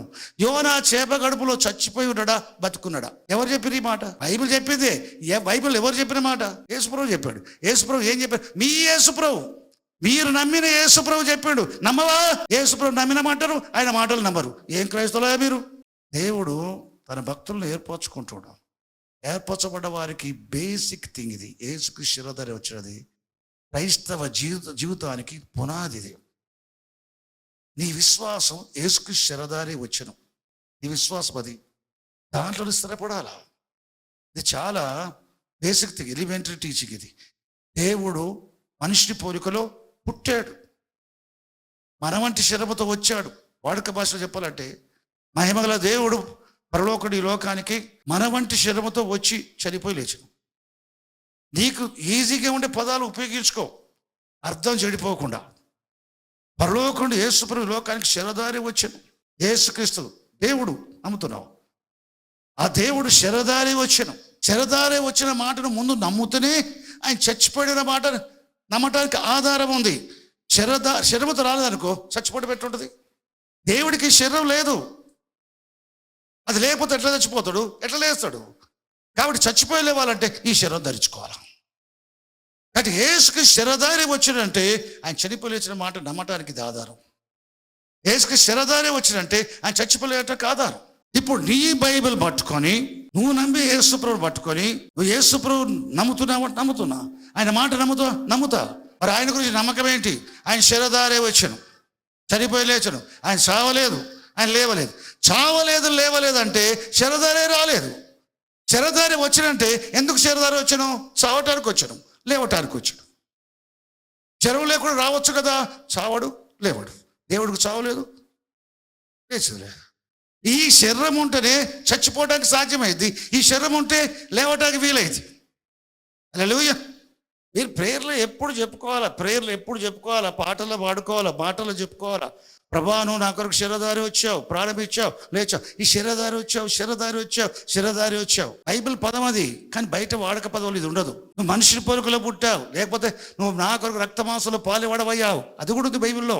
రక్తమాంసాలు లేని దేవుడు ఈ లోకానికి రక్తమాంసాలుగా శరీరమును ధరించుకొని వచ్చాను. పిల్లలు రక్తమాంసాలు గలవారైనందున ఆ ప్రకారమే ఆయన కూడా రక్తమాంసములలో పాలువాడాయను, అది శరీరధారి వచ్చాడు. Hebrews 2:14-15 అది రాయబడింది. రక్తమాంసములు లేని దేవుడు రక్తమాంసములు పాలివాడయ్యే నువ్వు అంటే క్రిస్మస్. అది క్రిస్మస్. యేసు శరీరధారి వచ్చినట్టే క్రిస్మస్. అది మనిషి పోలికలు పుట్టడం అంటే క్రిస్మస్. అది క్రిస్మస్ ప్రపంచమంతా చేస్తుంది, కానీ అసలు ఇది నమ్మాల్సింది. యోనా చేప గర్భములో 3 రాత్రి మగలు ఏలాగుండెనో మనిషి కుమారుడు యేసు ప్రభు భూగర్భములో అలాగున ఉండును అని యేసు ప్రభు చెప్పాడు. భూగర్భంలో యేసు ప్రభు ఏలాగుండునో నీకు అర్థం కావాలంటే యోనా చేప గర్భంలో ఏలాగుండనో నీకు అర్థం కావాలా? చనిపోయి ఉన్నాడా బతుకున్నాడా? మరి అలాగే భూగర్భంలో యేసు ప్రభు ఉంటున్నాడు కదా, మీరేమో చచ్చిపోయారు ఎందుకంటారు? అదొకటే పట్టుకుంటారు. కానీ బైబిల్ నిండా ఆయన చనిపోయి లేచి ఉంటాయి. అందుకనే ఖచ్చితంగా అదొక్కటి కాదు, ఇవన్నీ అన్నాం అనుకో ఏమంటారు తెలుసా, ఆ ఒక్కటి తప్పన్నమాట. అయితే బైబిల్ తప్పే, బైబిల్ కరెక్ట్ కాదు, బైబిల్ తప్పే. కాబట్టి చంచల మనసులు కాకుండా నువ్వు విశ్వసించే దాంట్లో స్థిరంగా ఉండాలి. ఒకటే దీనికి నీ జోడు కావాల్సిన నీ సొంత సాక్ష్యం. పూర్వం నీ ఈ విధంగా ఉంటుంది, పూర్వం ఒక స్త్రీగా నేను ఈ విధంగా ఉంటుంది, పురుషుడిగా ఈ విధంగా ఉంటుంది, యవనస్తుడిగా ఈ విధంగా ఉంటుంది, ఒక యవన బిడ్డగా ఈ విధంగా ఉంటుంది, నాకు ఈ బలహీనతలు ఉండేది, నన్ను బట్టి తల్లిదండ్రులు ఆయాసపడేవారు, దుఃఖపడేవారు, నేను నా స్నేహితులు నా వల్ల చెడిపోయేవారు ఉన్నారు, లేకపోతే ఎందుకు నిష్ప్రయోజమైన వ్యక్తిగా ఉన్నాను, లేకపోతే నా జీవితంలో సమాధానం లేదు, సంతోషం లేదు, ఆరోగ్యం లేదు, నేను సహాయ స్థితిలో ఉండగా నాకు ఒక సువార్త చెప్పారు, యేసు ప్రభువుని చెప్పగానే విశ్వసించాను, ఏమైపోయింది, నా పాపాలు క్షమించబడ్డాయి, నేను రక్షించబడ్డాను, పరలోక సమాధానం నాకు వచ్చింది, శారీరక స్వస్థత నాకు వచ్చింది. కాబట్టి దీన్ని బట్టి సాక్ష్యం దేవుడు దయచేశాడు కనుక నేను ఆయన విశ్వసించి రక్షించబడటం జరిగింది. ఆయన చనిపోయి లేకపోతే జరిగేది కాదు. ఆయన చనిపోయి లేచంటే గుర్తు నేనే పాపల రక్షణ క్రీస్తు లోకానికి వచ్చాడు. ఎట్లా వచ్చాడు? శిలువతో వచ్చాడు. ఆధారం అట్టి వారిలో పాపల కొరకు వచ్చాడు అనే మాటలో ఆధారం నేనే అంటాడు ఆయన. అట్టి వారిలో నేను ప్రధానుడును. ఏ పాపల కొరకు యేసు ప్రభు లోకానికి వచ్చాడో ఆ పాపలలో ప్రధాన పాపి నేను. అంటే నా కొరకు శరీరధారి. కాబట్టి నీ నమ్మికకు నీ అనుభవం జోడించాలి. అది రక్షణ అనుభవం. బిఎల్ గారు, ఎంబి దాస్ గారు వాళ్ళు ఉన్నప్పుడు నిలబడి సాక్ష్యాలు చెప్పే సంఘటనలు ఉన్నాయి. నీ జీవితంలో ఎప్పుడైనా సాక్ష్యంతో మంచుకున్నావా? అసలు ఉన్నదా సాక్ష్యం? రక్షణ సాక్ష్యం ఎప్పుడు? నువ్వు రక్షించబడే కారణం ఏంటి? స్వాభావికంగా నువ్వు మార్పు చెందడానికి కారణం ఏంటి? పరలోక ఆనందాన్ని అనుభవించడానికి కారణం ఏంటి? ఆయన చనిపోయి లేవటం వల్ల సాధ్యమేది. ఆయన చనిపోయి లేవకపోతే కుదరదు. ఆయన మృతుల్లోంచి తిరిగి లేచినందున ఆయన తన విశేష కనికర చొప్పున మరలా జన్మింపజేశాడు. ఆయన మృతుల్లోంచి లేచినందున ఆత్మరక్షణ పొందారు. ఆయన మృతుల్లోంచి తిరిగి లేచినందున ఆత్మరక్షణ పొంది చెప్పనాశక్యమైన మహిమతో ఆనందగలవారై పరలోక సంతోషాన్ని భూమి మీద అనుభవిస్తున్నాం. ఆత్మలో ఆ గడిలో యేసు ప్రభు పరిశుద్ధాత్మను ఆనందించడుగా ఆనందిస్తున్నాం. ఈ ఆనందం ఎట్లా వచ్చింది? పరలోక ఆనందం రక్షించబడితే. నువ్వు రక్షించబడ్డ కారణం ఏంటి? ఆయన చనిపోయి లేచినందున. ఆయన చనిపోయి లేకపోతే రక్షణ ఆనందం లేదు. దేనికి స్తోత్రం, దేవుని మహిమకు లేక. సూచక్రియలు పరిశుద్ధాత్ముడు చేస్తాడు, సూచక్రియలు దయ్యాలు చేస్తాయి. ఒకనాడు పాలయంచడం దైవజన్ దగ్గరికి బౌద్ధ మతస్థులు వచ్చారు. వాళ్ళు ధ్యానాలు చేసి ఆ మానవాత్మను సాధకం చేసుకొని కొన్ని అద్భుతాలు చేసేది. చెవులు తెరవ చేయటం, కుంటికాలు చక్కగా చేయటం, కొన్ని కార్యాలు చేయటం చేసి, మీరు యేసు పురాణాలు అద్భుతాలు సూచకలు చేస్తున్నారు యాంగ్షో గారు, మేము కూడా చేస్తున్నాం, మీ విశ్వాసానికి మా విశ్వాసానికి ఏంటి భేదం అంటే, నాకున్న సమాధానం శాంతి సమాధానం మీకు లేదన్నాడు. హల్లెలూయా. యేసు ప్రభు ఈ లోకాన్ని విడిచిపోయేటప్పుడు శాంతిని అనుగ్రహించి వెళుచున్నాను, లోకమిచ్చినట్టు కాదు, నా శాంతిని అనుగ్రహిస్తున్నాడు, నా పీస్ ఇస్తాడు. యేసు ప్రభు శరీరధారి వచ్చని నా కొరకు చనిపోయి విశ్వసించినప్పుడు, నువ్వు రక్షణ పొందినప్పుడు ఈ సమాధానం నీకు వస్తుంది. ఈ సమాధానం లోకం ఇవ్వజాలదు. ప్రభు చెప్పాడు, లోకం ఇచ్చినట్టు కాదు, లోకం మందు కొడితే లోకం ఇచ్చినట్టు. ప్రభువులో విశ్వాసం వచ్చినప్పుడు ఆయన నీ లోనికి వస్తాడు. పరలోక సమాధానం నీకు ఉంటుంది, పరలోక సంతోషం నీకు ఉంటుంది. అది ఏ ఆత్మతో రాదు, దేవుని ఆత్మతో వస్తుంది. యేసు ప్రభువుల విశ్వాసం వల్ల వచ్చి దేవుని ఆత్మ వల్ల ప్రవేశించినప్పుడు కలిగే సమాధానం, సంతోషం, అది పరిశుద్ధ పొందిన వాళ్ళకే, అది యేసు ప్రభువుల విశ్వాసం ఉంచడం వల్ల పొందిన వాళ్ళకే ఈ అనుభవం ఉంటుంది. నేను ఎన్ని అద్భుతాలు చేసి ఈ అనుభవం, ఏ మత విశ్వాసాలు కూడా అది లేదు. అనుభవం రాదు, అనుభవం ఉండదు, రక్షణ అనుభవం ఉండదు, రక్షణానందం ఉండదు. చూడండి, యేసుకు శరీరధారి వచ్చాడు ఒప్పుకునే ఆత్మ, యేసు ప్రభు శరీరధారి వచ్చని ఒప్పుకునే వారిలో నివసించే ఆత్మ దేవుని ఆత్మ. యేసుకు శరీరధారి రాలేదని చెప్తే అది విన్నావు అనుకో, నీకు పట్టే ఆత్మ శరీరధారి. కాబట్టి మేము ప్రకటించని యేసును కాక వేరొక యేసును ప్రకటించినను అన్నాడు. యేసే ప్రకటించబడేది, అది వేరే విధంగా. మనం ఏ విధంగా మేమైనా కానీ, అపోస్తలైనా కానీ, ఆయన మన పాప నిమిత్తం చనిపోయి సమాధి చేయబడను, 3 దినం లేపబడను అని ప్రకటిస్తున్నాం. అది బైబిల్ చెప్పే యేసు. కానీ వేరొక యేసు ఏంటి? ఆయన శరీరధారి రాలేదు, చావలేదు, లేవలేదు. అది విన్నామనుకో, అట్లా చెప్పేటోడు క్రీస్తు విరోధ ఆత్మతో చెప్తుండే కనుక వినేవాడు ఏమవుతాడు? అదే ఆత్మ వస్తుంది. వాటి ప్రాముఖ్యత యేసు శరీరధారి నమ్ముతున్నావా? ఇక్కడ బోధ చేస్తే ఆయన మన పాపల గురించి చచ్చిపోలేచండు నమ్ముతున్నావా? నమ్మనోడు ఆ బోధ వినొద్దు. ఆ బోధ క్రీస్తు బోధన తేక మీ వద్దకు వచ్చిన వాడిని ఎంత మాత్రం చేర్చుకోవద్దు. ప్రైజ్ లాడ్ అని చెప్పొద్దు, దానికి శుభమని చెప్పొద్దు, గుడ్ మార్నింగ్, గుడ్ ఈవినింగ్ కూడా రండి బ్రదర్ కూర్చోబెట్టి చేయొద్దు. ఆ పాపంలో మీరు పాలుపరుస్తారు. క్రీస్తు బోధ ఏంటది? నేను గొర్రెల ప్రాణం పెడతాను, మరలా తీసుకుంటాను. పాపల కొరకు చచ్చిపోతాను, మరలా లేస్తాను.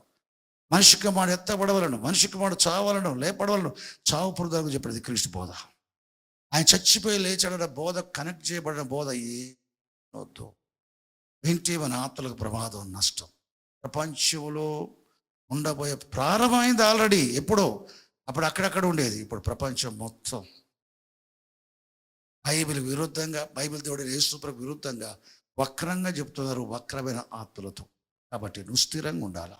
లేచి ప్రార్థన చేసుకుందాం. పరిశుద్ధమైన తండ్రి, పరలోకమైన మా ప్రభువా, నీకు స్తోత్ర ఘనతా ప్రభావం తెలుస్తావు. ఇదిగో నీ రక్తం ఇచ్చి సంపాదించుకుని నీ ప్రజలు నీ పరిశుద్ధాత్మతో నింపబడటకు సహాయం చేయి. యేసు ప్రభు నామములో తండ్రి, నీ పరిశుద్ధాత్మని బిడ్డలపై కుమ్మరించి పరిశుద్ధాత్మ చేత యేసు ప్రభువును ఒప్పుకునేవారుగా, యేసుకి శరీరధారి వచ్చాడు ఒప్పుకునేవారుగా, ఆయన మృతి చెంది మృతులు తిరిగి లేచాడని ఒప్పుకునేవారుగా, ఆయన బట్టి మృతుల నాకుందని ఒప్పుకునేవారుగా ఉంటకు నీ పరిశుద్ధాత్మతో నడిపించబడినట్లుగా పరిశుద్ధాత్మతో అభిషేకించారు. యేసుక్రీస్తు నామములో తండ్రి, నీ పరిశుద్ధాత్మతో అభిషేకించండి. ప్రతి పురుషుని అభిషేకించండి, ప్రతి యవనస్తుని అభిషేకించండి, ప్రతి స్త్రీని అభిషేకించండి, ప్రతి వృద్ధుని అభిషేకించండి. ప్రభా, యవన బిడ్డలు అభిషేకించు ప్రభా. నీకు స్తోత్రం. నీ ఆత్మాభిషేకం అనుగ్రహించి బయనోదమని యేసుక్రీస్తు పేరిట ప్రార్థిస్తున్నా పరమ తండ్రి. ఆమేన్.